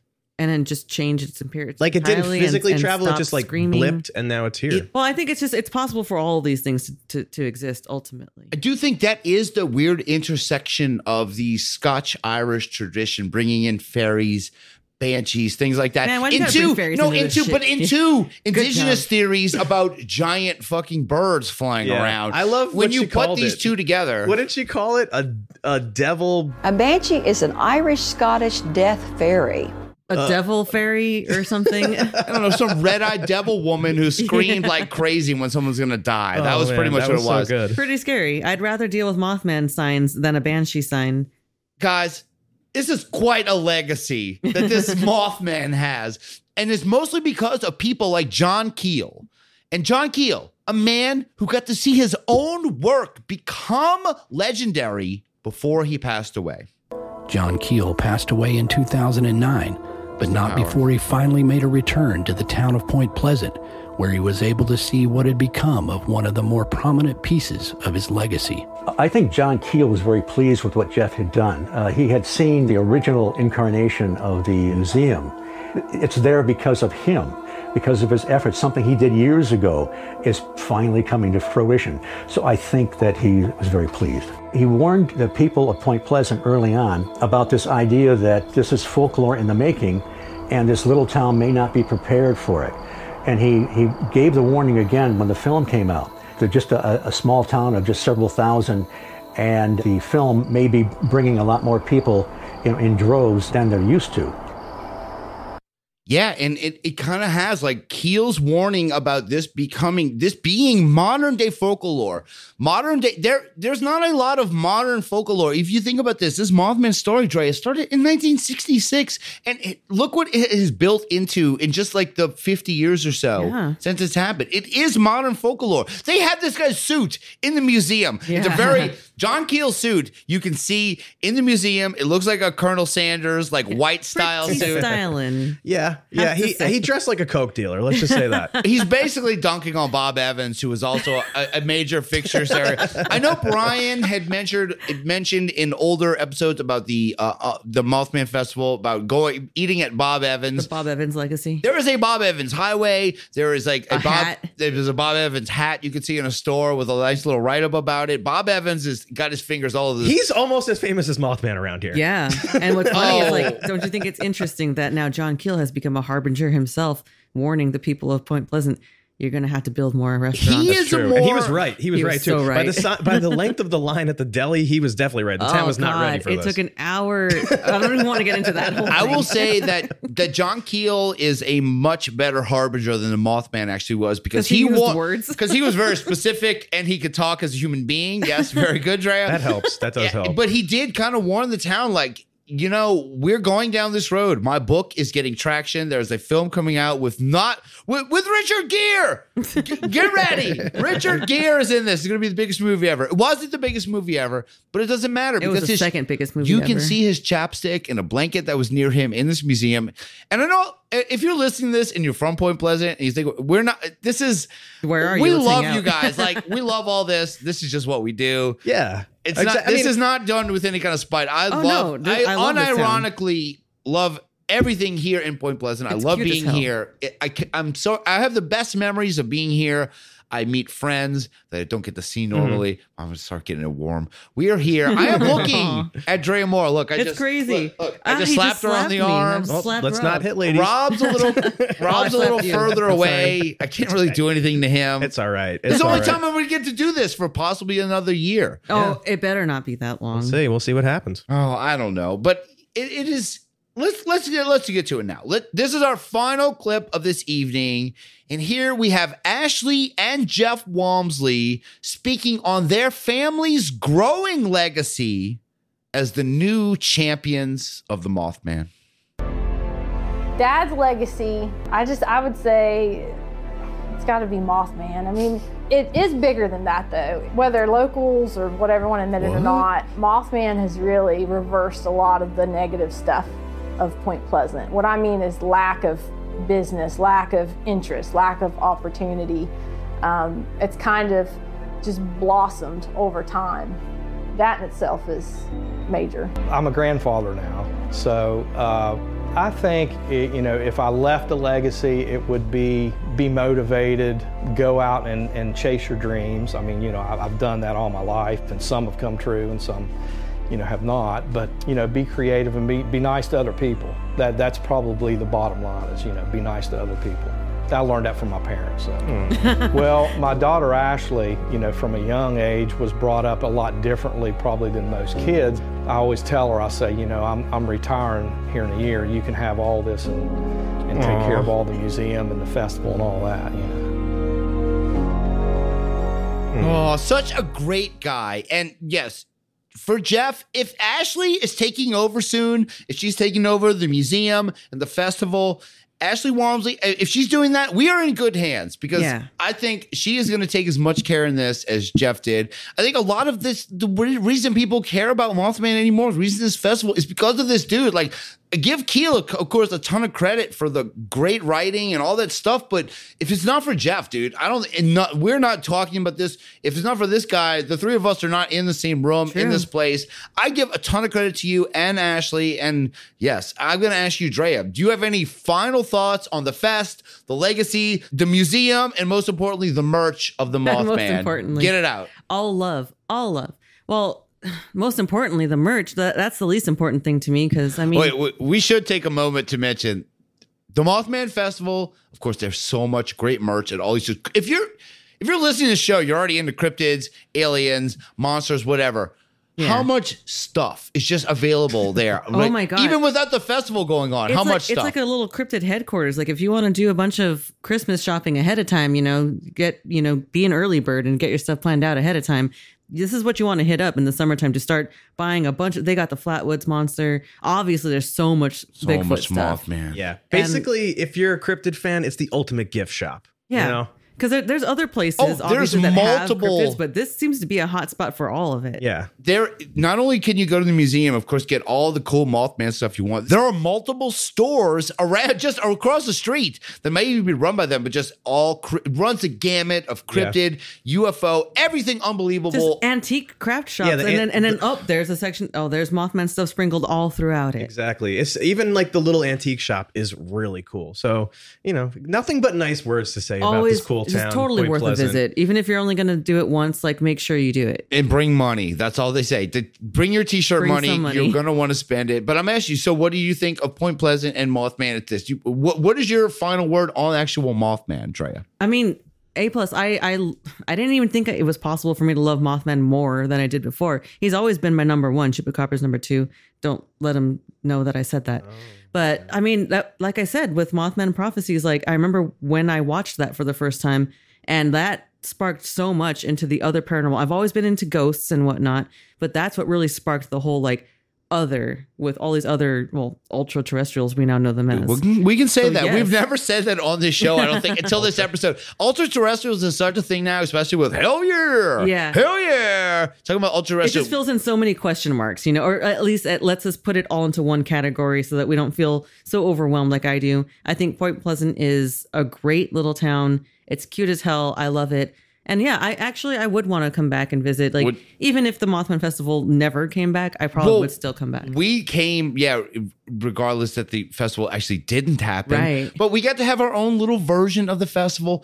And thank you, all the Unbelievers show up, man. We got to talk to Brendan Shea. That was We neat. got to talk to Michael Shields, Brad Sugar. We got to talk to Michelle peacefully eating a hamburger. Yeah. We didn't get to eat a hamburger. We interrupted her peacefully eating wings. But we did interrupt her peacefully eating wings for a very important thing, because this effing wand, the original Joshua P. Warren wand that was bought by Unbeliever Donna, many years ago and sent around Unbelievers, it has been again, for the second or third time, passed on at the Mothman Festival to Michelle Durham.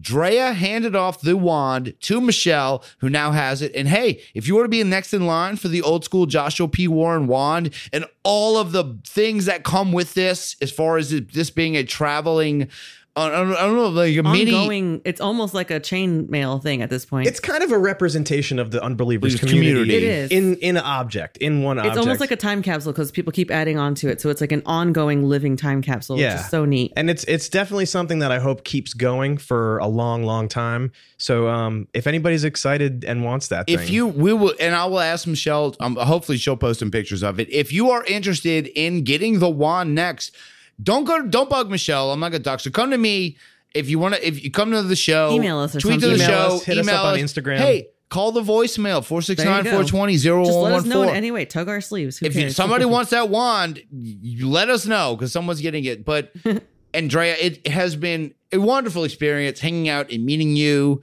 and Jack and. I'll save Rob. I'll talk about you right now.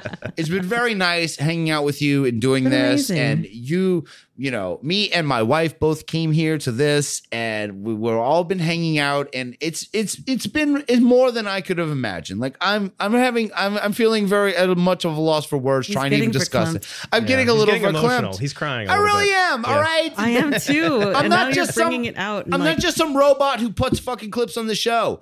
Cut that out. I didn't mean to say the F word. So what about you, Rob?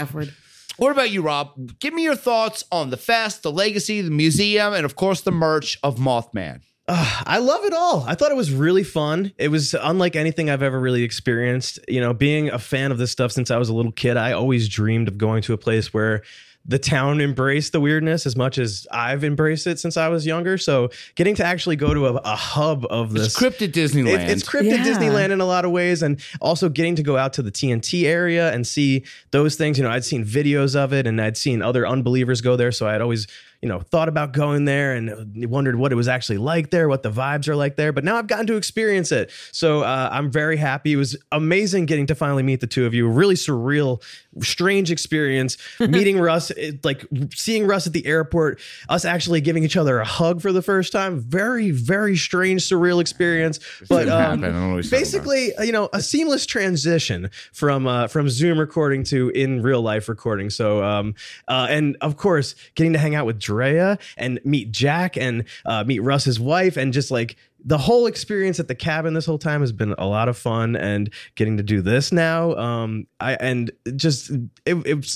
even put it in words. I can't really put it in words. It was, now he is. Yeah, I'm getting emotional. That's why I wanted to do it. So you didn't make me sound so weird before. But yes, and thank you everyone who showed up, but not just that, but thank you everyone who's listened, who supported this show, who's done anything for the show. Yeah, we were able to do this because of we would not been able to do this if no one cared about the show. And we appreciate that people actually do care.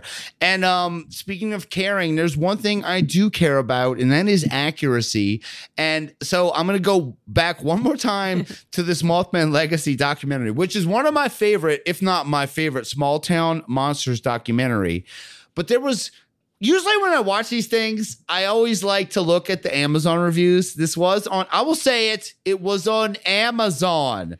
But this documentary was on Amazon. I wanted to wait till we were in. So this was on Amazon, and I love to read the Amazon reviews. And one of the first negative reviews I saw said that Lyle Blackburn does not know how to say Appalachian. That Lyle Blackburn has been saying Appalachian wrong the entire time, and people from the area are mad. So play this next soundboard. There's a soundboard clip called Appalachian Correct Way to Say It. Let's hear that. Appalachian Mountains. Appalachian Mountains. So that is the correct way, according to most people, of how to say Appalachian Mountains. I will admit, before I play the next clip, early on when we covered mountain monsters and those guys, I said Appalachian. I said Appalachian. I said, you know, it's a real tomato sort of situation. I feel like except for the people who are from the tomato region. You know what? Yeah, that's true. But before I play this next clip, though, because I'm about to throw Lyle way under the bus, but I just want to say, yeah, I've had the same problem. But let's hear the clip I have marked called the Lyle Supercut. This is Lyle Blackburn trying to say Appalachian multiple times. Appalachia, the Appalachian Mountains, Appalachian culture, around Appalachia, and all of Appalachia, with Appalachia's infamous legend, Appalachia, being around Appalachia today, Appalachian history. Okay, no, the only reason I play is because someone was so mad about that he went on Amazon and said, this guy cannot say Appalachian. He says it multiple times. And in the documentary, people are saying it the right way. Play the correct way again. That's a great clip. He's like, multiple people say it correct. What's wrong with this dude? And hey, I'm not getting on your back. Amazon reviewers are, because you can't say Appalachian Mountains. So thank you everyone for listening. And as for Drea and Rob and myself, and quietly in the corner, my wife, Christina Ryan, and Jack Sass. Thank you so much, and let's get out of here. Believe, yes you can. Believe in the power of the Mothman. Believe, yes you can. Believe in the power of the Mothman. Well, he's 7 feet tall with eyes of red, and if you don't listen to him, you will end up dead. He tried to warn everybody, yes he did, about how they were in danger from a broken bridge. Woo! The paranormal song warrior with the second best Mothman song of all time. I think it's just called the Mothman song, but believe. Yes, God. you can, right, Drea? I totally can. Thanks to this song. Yeah, thanks for that reminder from from Song Warrior there, Paranormal Song Warrior, to just believe. So good. Or unbelieve, maybe. Oh. I love how he put so many facts into his songs. Why we love you, Paranormal Song Warrior. But wow, this was it. This was our Mothman 2021, the Unfestival.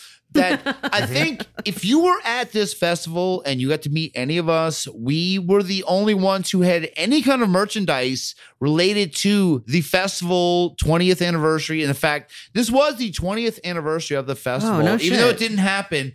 And that 2021 Mothman Festival is kind of off the books. Another COVID victim, another casualty of this shitty virus. It'll be back in 2022. I know it. In a way, it birthed the first real official Unbelievers meetup. You know, true. Since the Unbelievable podcast has been retired, it's the first official real Unbelievers. To be fair, if the virus didn't happen, it would have been better. Either way, though, we were like, no, we're locked in. This is happening. No matter what. Exactly. It would. There would have been a big crush of people we ran into today. But a lot of people, and shout out to anyone who saw us at this festival, we did give away Unbelievers Podcast, Mothman Festival 2021 stickers and magnets. And some of the patrons got them in the mail. And you got hugs from me. You got kisses. You got high fives from Jack Sass of Spirits and Spirits. Got butt Great squeezes, stuff. got butt pinches from Rob. Mm-hmm. Yep, you got to watch out for and those. that'll be there for you. We will do this again. We will go back, and I can't wait to hang out again with all you guys. And it's been a lot of fun. Well, we do have a couple of voicemails we want to hear, so let's go to the Unbelievers voice mailbag. The Unbelievers mailbag. Ooh, right in the mailbag. Hey, man, check your mailbox. Hey, you got some new mail over here. Mailbag. I don't know why this is funnier with the two of you looking at me.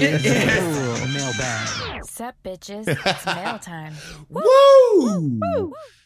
Oh, everything is so different about this. It's so great. Jack is here outside, and I'm here with Rob and Drea. It's so fun. But we have some voicemails to listen to, Rob. Let's hear them. All right, let's get into it. We have one voicemail, so let's hear them. Let's check it out. We have more. We only have time for one. Let's put it that way. Here we go. Here we go. We went long a little tonight. Hey, Unbelievers. This is Sam Shoval. Russ, I'm the Patreon member with the last name with an SJ. You do a great job pronouncing it, but I've always been told it's pronounced like an SH in show. So whenever I was at the Mothman Fest, I went to the business end of the Mothman statue and grabbed a handful of cake and then was stripped over a small pyramid made of cans of beans. Are these an offering to the Mothman statue? The Mothman itself? What happens if I don't leave my own cans of beans? Don't need to. Or a can of beans. You'll be fine. Love the show and keep up the unbelievable work. Oh, man, thank you so much, Sam Shoval. I could pronounce it as Sam Svoval or something. Shoval. You say Shoval. There's a lot of... It is a very unique last name I've never seen before. So, you did a great job. I think you're doing a great job. It's a great name with great alliteration, but it also has some V's and J's in there. It gets pronounced very strangely. But Sam Shoval, yeah, man, there you go. I got it. And yes, there are a shitload of... Play the clip, because the Mothman statue is sometimes my... Yeah, but my mother thought I was full of beans. So.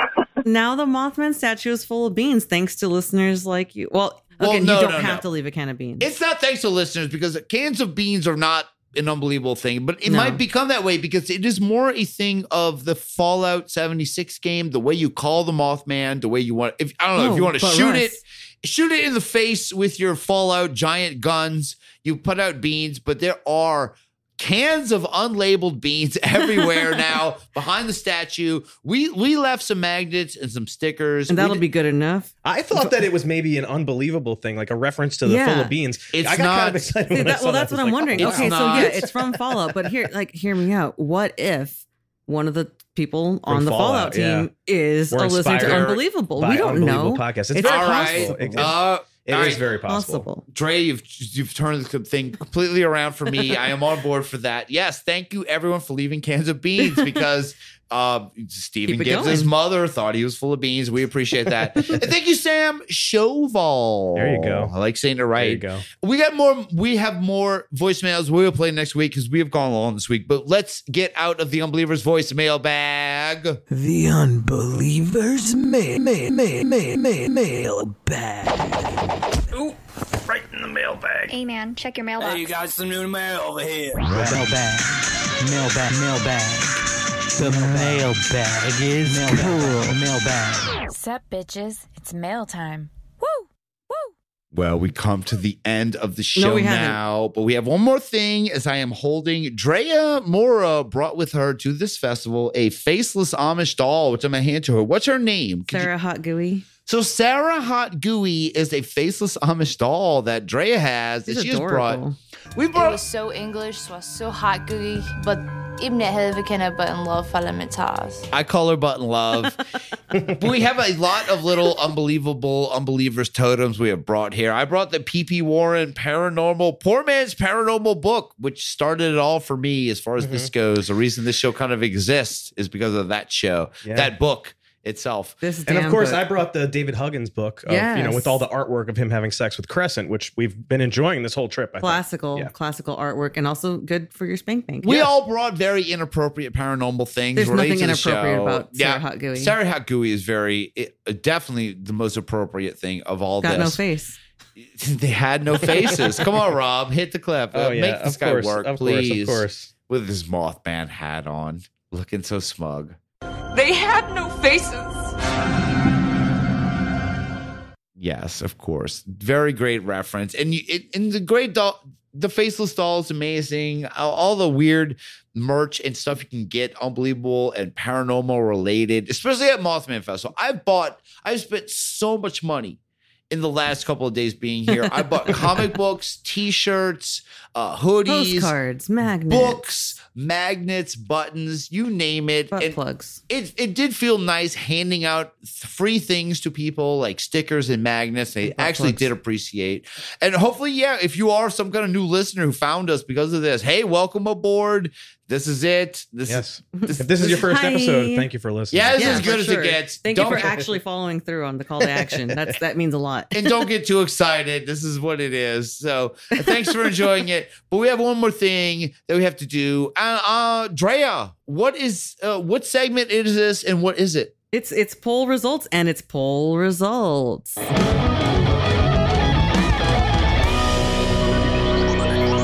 This week's poll, what's the best rock and roll conspiracy? And the choices were the Stones were set up, Jimmy hates rods, King killed Lennon, and Bolin was cursed. I'm going to ask you, Drea Mora, what do you think the Unbelievers said? I hope that they went with Bolin was cursed just because I hate them all, but that one has the most weight. All right, mark Drea down for Bolin was cursed. What about you, Rob? I think that they went with Jimmy Page probably. Yeah. Oh, Jimmy hates rods. Yeah. So Jimmy is against the hot rods. I have a feeling. Ooh, boy, congratulations to Drea Mora. Oh, shit. Damn it. Sorry. Bolin was cursed with 5.26% of the vote. There was only actually one vote that wasn't another. I thought you were going to say there was only one vote. No, there are always many votes. Thank you very much, everyone. But that is the winner of this one. But of course, there are others. What's the best rock and roll conspiracy? Hi, this is PJ in Texas again. Elvis was really good. Kidding. It's Nuka-Cola. Joe Namath assassinated the entire Charlie Daniels band. Holy shit. We got what? Nuka-Cola, My Blood is in It, dropping really great new conspiracies. Charlie Daniels killed Joe Namath killed the entire Charlie Daniels band. I've never heard this Holy one. shit, me neither. This is new to me. But Chelsea said Elvis was really good. Thank you, Nuka-Cola, My Blood is in It. What's the best rock and roll conspiracy? Elvis was good. Signed, JP from Texas. Wow. I'm seeing some collusion between Nuka-Cola and JP from Texas. Yes, Elvis was good. That is a great conspiracy. That's something we need to think about. Sure. What's the best? I mean, if you think about it, Elvis was pretty bad. He was okay. Yeah, he was kind of good. We do have an Elvis clip. It says Elvis breath. Let's see what this is. Let's see what that is. Let's get CPR. Come on, man. Come on, Elvis. my God. I totally forgot about that. Breathe, damn it. That I forgot. a CPR dummy. Yeah, we have a sample clip of the guy trying to save Elvis's life when he had a chalky impacted colon. Chalky impacted colon. Thank you so much, JP from Texas. What's the best rock and roll conspiracy? LOL, I don't know, but never trust anyone with a van. Signed, Hillary's van. Thank you, Hillary's van. So Hillary's van would know. We got so much van stuff now. Let's hear the But new don't van. you have a van and all that? The Van Meter monster. Holy crap! So Holy many shit! vans. I didn't even think about the Van Meter monster, but we all know one presidential candidate is always being Hillary's on a van. Thank you so much, Hillary's van. All right. Oh, here we go. Let's move on. What's the best rock and roll conspiracy? The Mothman's hot buns. Signed pants filler. Oh, I mean, hot cross buns. Hot buns? I guess, are we going to play some hot gooey for that? It was so English, så var så hot gooey. Hot gooey buns. Emnet havde vi kender button love parlamentar. I'm trying to stomp on the button, love. I should be doing that. Thank you so much. The guy who is be throwing up and filling my pants. What's the best rock and roll conspiracy? Dave Grohl killed Kurt Cobain, not Courtney Love. Oh, wow. Also, if you listen to this podcast backwards, you hear an ad for Wheat Circles. Signed, Find Weatherman's Friendly Weatherman. Son of a bitch. He had to go a little long. I know that's you, Friendly Weatherman. Thank you so much. So you're saying if you play this podcast backwards, it's just an ad for what? Wheat Circles. What? All right, Friendly Weatherman, you kind of figured it out. And yes, you did figure it out. It's not all about Courtney Love. There's other weird Dave Grohl. I don't think Dave Grohl killed. No. I don't like this. I'll throw it out there. Idea. I know it's polls, so it's He's a supposed to be saint. quick. There was almost a rock and roll conspiracy about Dave Grohl because people think Andrew WK is multiple people, and he's also a character by Dave Grohl, but we didn't cover it. Thank you so much, Friendly Weatherman. What's the best rock and roll conspiracy? Not only is Elvis not dead, he was never even actually alive to begin with. Signed, Corrupted Mask. There's no clips. That is just a great poll result. Thank you, Corrupted Mask. You are in the lead for me, Corrupted Mask. What's the best rock and roll conspiracy? That Tom DeLonge's dong was so long, the aliens could skateboard on it. Holy what? Signed food, dude. And if there's a dome that big out there, you know what I'm saying about that? I'm saying, where are you? All right, that's in lead for me. Thank you, Voodoo Dude. What's the best rock and roll conspiracy? I got the secret documents. Gasp, aka emails. Call and I'll spill the beans. Full of beans. Signed, Toot Toot the Perverted Owl. Thank you, Toot Toot the Perverted Owl. And that's a new one. What a name. I think they're new. I like Toot Toot the Perverted Owl, but what they really want to get across is this. I have the top secret information. I just can't share it. You don't think? And she also said, every time I make the face. She also says, I'll spill the... Oh, well, very topical, actually, for this episode. Yeah, but my mother thought I was full of beans, so... Well, that's why they're Toot Toot the Perverted Owl. Beans are involved with the Toot Toot. Thank you, Toot Toot the Perverted Owl. What's the best rock and roll conspiracy? Orange Sunshine was my favorite LSD. Signed, Charles Mills Manson. Whoa, yeah, Orange Sunshine from Acid King Dave. Remember Acid King Dave? That was his acid. Okay, thanks. I needed that connection. That Yes, was a little very appropriate. Yes, Thank you, Very Charles Miles Manson. What's the best rock and roll conspiracy? I think after Russ researched this episode, he ended up on eBay trying to find the rods on tape, man. Signed, a blue box UFO. Whoa, of course. Probably. If you have cassette tapes of the rods, send them my way. Thank you, Blue Box UFO. But Rod over here, Rob. There's rods on your tape. Yeah! Anytime. Rod Okey. Rob, I love this guy, Rob. Me and Rob have flown on a plane together at this point. We've driven in a car together. But anytime Rods do come up, I do want to call you Rod. And you can call me whatever you want. I'll go by Rod. I've been called many names. Call him so Nancy. at this point, Rod is just another one. Thank you, Blue Box UFO. What's the best rock and roll conspiracy? Have you ever seen a Chewbacca? Because they rock. Signed, Cosmic Baboon. Thank you, Cosmic Baboon. All right, that's my favorite. Oh, I love it too. I can't believe I was that close to a rock. Have you ever seen a Chewbacca? Because they rock. Thank you. Honestly, yeah, you might. You in Corrupted Mask in the lead right now. Thank you, Cosmic Baboon.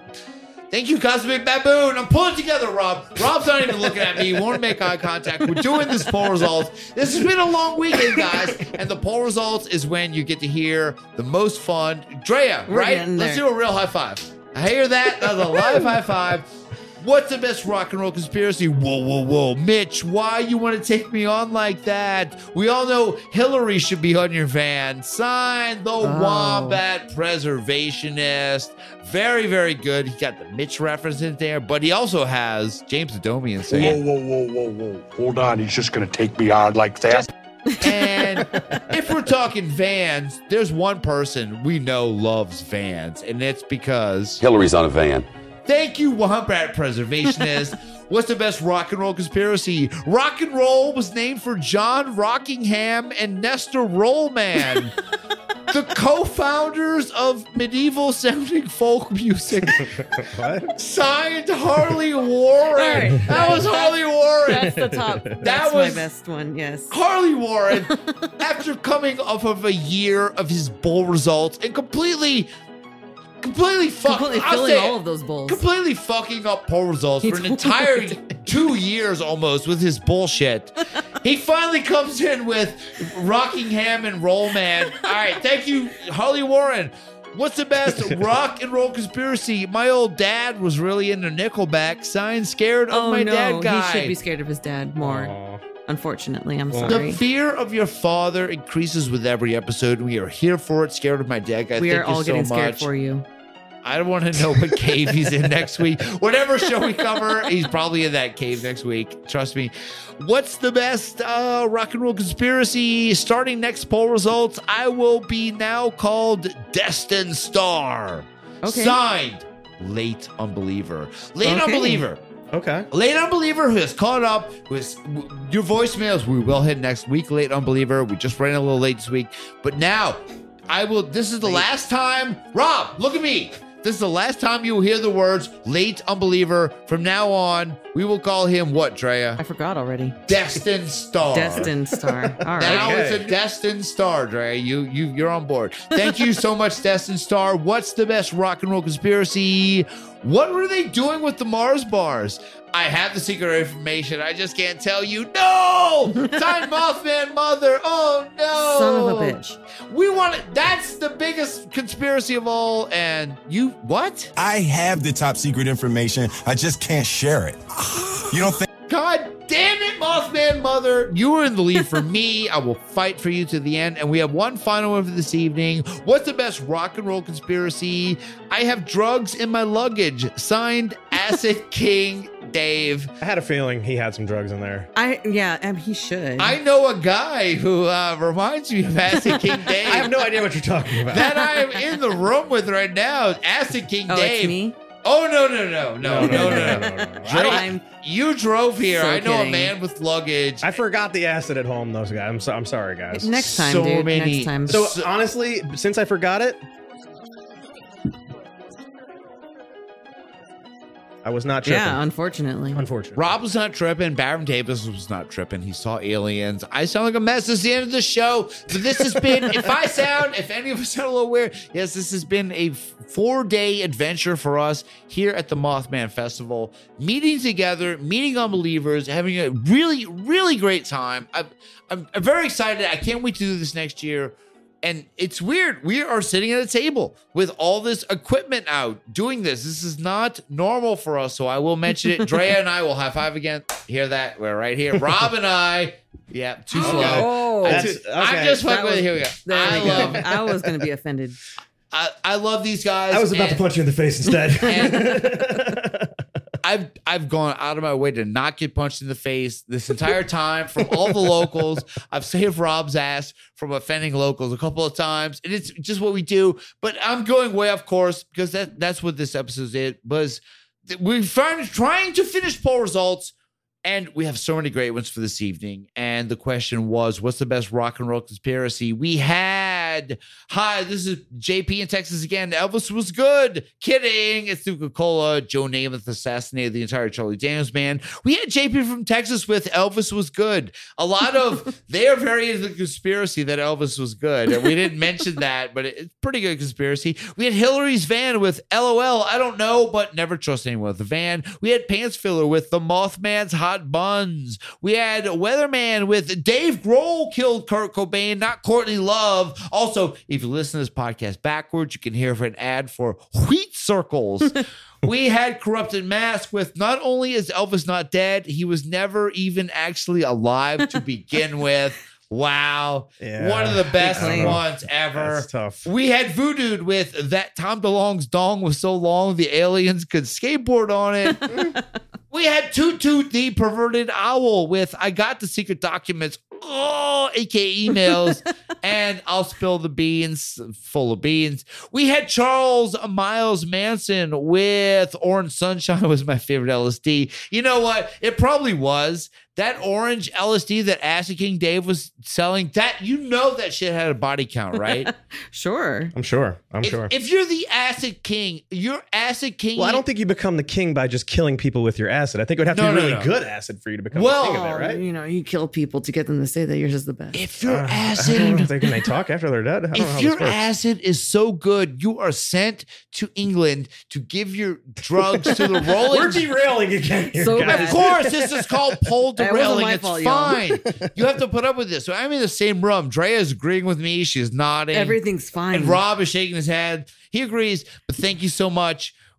Charles Miles Manson. We also had Blue Box UFO with, I think after Rus researched this episode, he ended up on eBay trying to find the rods on tape, man. Signed a Blue Box UFO. Well, of course, I'm always, what is it? He goes, there's rods on your tape. Yes, of course, the Blue Box UFO. And I got very into the rods band again. Thank you, Blue Box UFO. What's the best rock and roll conspiracy? Have you ever seen a Chewbacca? Because they rock. Signed, Cosmic Baboon. People loving that clip in this one. What is going on? Lots of Chewbacca talk.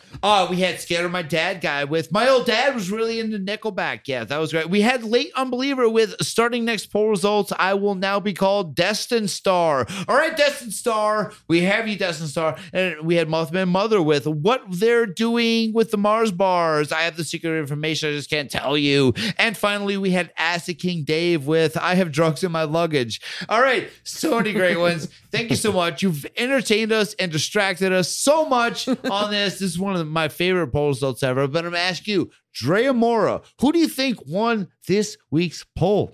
For me, I have to go with Voodoo because, again, so many great ones, but that one answered the question and made me laugh. All right, so you're saying that Tom DeLonge's dong was so long the aliens could skateboard on it? But that's what Drea likes? Okay. All right, I'm going to ask you, Rob Okey, which one do you like? I think Raymond really came through this week with a good one. I like that conspiracy that he put together there. Oh, no, yeah, that was the one. That's okay. Voodoo was the one I wanted for a while. You're right. That was the second one I switched to. Shit, you guys I'm talking sorry, about Voodoo. Raymond? You're giving the love to Raymond, to Harley Warren? You know what? Well, congratulations, because with Rock and Roll was named for John Rockingham and Nestor Rollman, the co-founders of medieval sounding folk music. Congratulations, Harley Warren. You just won this week's poll results. All right, we've come to the end of the first ever program recorded in person, the three of us. It is me, it is Drea, and it's Rob. We're here. Before we go, Drea Mora, do you have anything you want to say or plug? And I hope you also want to plug Spirits and Spirits, which is going to be recorded after this very episode. So this is a bit of a cliffhanger episode. If you want to hear more, if you want to hear more about what's going on here, the next Spirits and Spirits episode will be us together in person. So what do you have to plug? I guess I'll plug what you just... So yeah, I always plug Spirits and Spirits, right? And I'm pretty much getting tired of it, but this one is going to be a special one. It's basically going to be like a bonus after this. Super chill, just bonus little thing. It's going to be fun. So we're at Spirits and Spirits Pod on Instagram and at Ghost Drinkers on Twitter. check out Drea's other show. Please do that. And for myself, I'm just gonna plug the Hodag. I don't know why I'm plugging. This is the Mothman episode. I will plug the Hodag store where you can get an autograph picture of the Hodag sent to you, and an autograph and a membership card into the Hodag fan club. I don't know why Hodag is trying to steal Mothman thunder, But you're helping. but I'm on board because he paid me off with a 4-pack of Hodag beer for free. Thank you, Hodag guys. There it is, folks. Rob Okey, you have anything to say or plug? I will say, check out our Instagram so you can see coverage of this entire trip, because we took a lot of pictures, took a lot of videos. Check out our Patreon, because there'll probably be some content from this trip that will end up on the Patreon. My shirt came off. You'll see some shirtless Russ on the Patreon. There's a good reason to join it. So go check out Unbelievers Podcast on Patreon. And Rob, I just want to plug you. Thank you so much, Rob. God, I'm getting plugged. He's getting plugged already. Rob from Okey Audio, from the Last Podcast Network, all the great Last Podcast Network shows that Rob works on. He does a great job. Thank you, my Rob friend. is blowing up. Rob, Oh God, but no, It's true. You really are doing. I mean, for what is going on with this actual show, from what he has become, I'm very proud of you, my brother. Thank you. I'll give you I 5 appreciate that. alive. Look, Rob is Props. doing a great job. If any of us is taking this and just running with it, it is Rob. And Thank you. And I support his appreciate ass, that. man. Dude, He's we wouldn't doing. be shit without I Rob. appreciate that. I love you guys. I love you guys. None of us would be anything without this guy really pulling it off. We appreciate it. And that's it. The Unbelievers Podcast hosts today were Drea, Mora, and me, Rus Ryan. Our producer and soundboard engineer is Rob Okey. You can go get our tarot cards at unbelieverpodcast.com. You can join our Patreon by going to patreon.com/unbelieverspodcast. You can be stared at by the fellow host if you host the show. You can follow the show on Twitter, Unbelievers Pod, and Instagram, Unbelievers Podcast. The Facebook group is the Unbelievable Podcast Network. You can check out our merch store at TeePublic. There's a link in the description. We got great stuff. We got new stuff. We're going to have more Mothman stuff. And thank you so much to our patrons. Dominic, Sheely, Lidvicious, Linnea, Sarte, Fabian, Art Muffin, Nick Marshall, Ramiro, Sam, Shoval, Creepy Little Book, Johnny Knott, Sander, and Double Foles, Cade, Bote, Chris Stroker, Jeffrey Hartson, Luis Payon, 8-Bit Melody, Jenny Dyer, Christopher Balderrama, David Egelhoff, Pam Z, JG Sprinkle, Little Vic Voss, Little BB, Dr. Hortaka, Tyler Ventura, Adam Dvorak, Not of No Agenda fame, Corrupted Mask, Michael Phillips, Carol Valley, Manny MQ Ultra, CJP, Raven Hit, Raymond Orwell, Todd X, Christopher Benici, The Moon. That Say it, Drea. judgy moon. Yes, finally, Mike Henry, who was at Mothman Festival, Mike Henry of the normal Mike Henry podcast, also who wore an I Don't Know podcast K-Mill shirt to the festival. K-Mill, you got repped at Mothman Fest so hard by Mike. Bryce Cronenberg Jr., Don Bright, Shannon Frigno, Tom O'Connell, Donna Band, Bryce Cronenberger Jr., Jenna Stevens, Cat Chaos, Jason Kelly, Mike, Brian Ashton, Michael Armenta, Jack Ass, Wombat Reservationist, our music advisor and wonderful host, and my wife, Pandora 3373 is our music advisor. Our official composer and theme song creator is Unbeliever AA Ron, aka Aaron Shilb. Follow him on Instagram at the Aaron Shilb. He's the dad bod guy.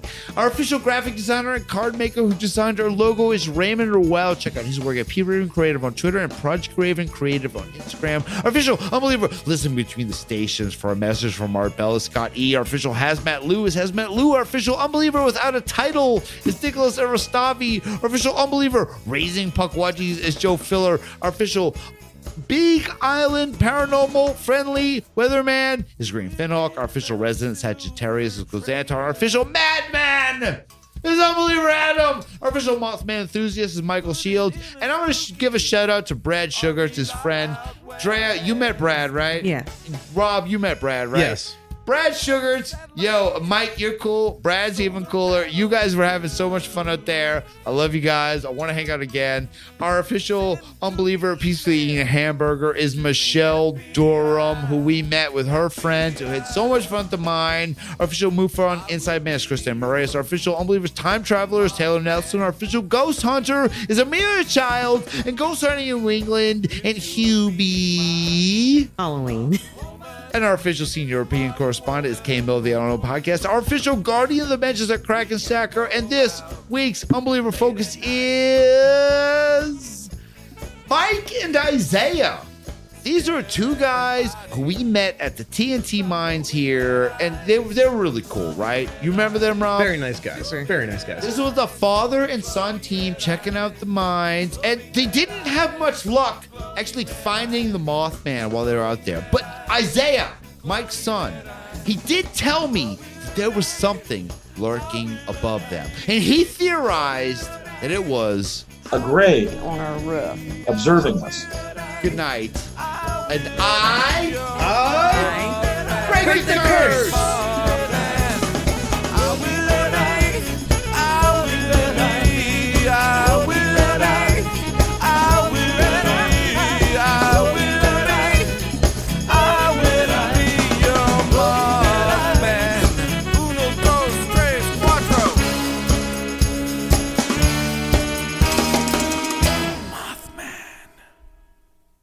Discontinue!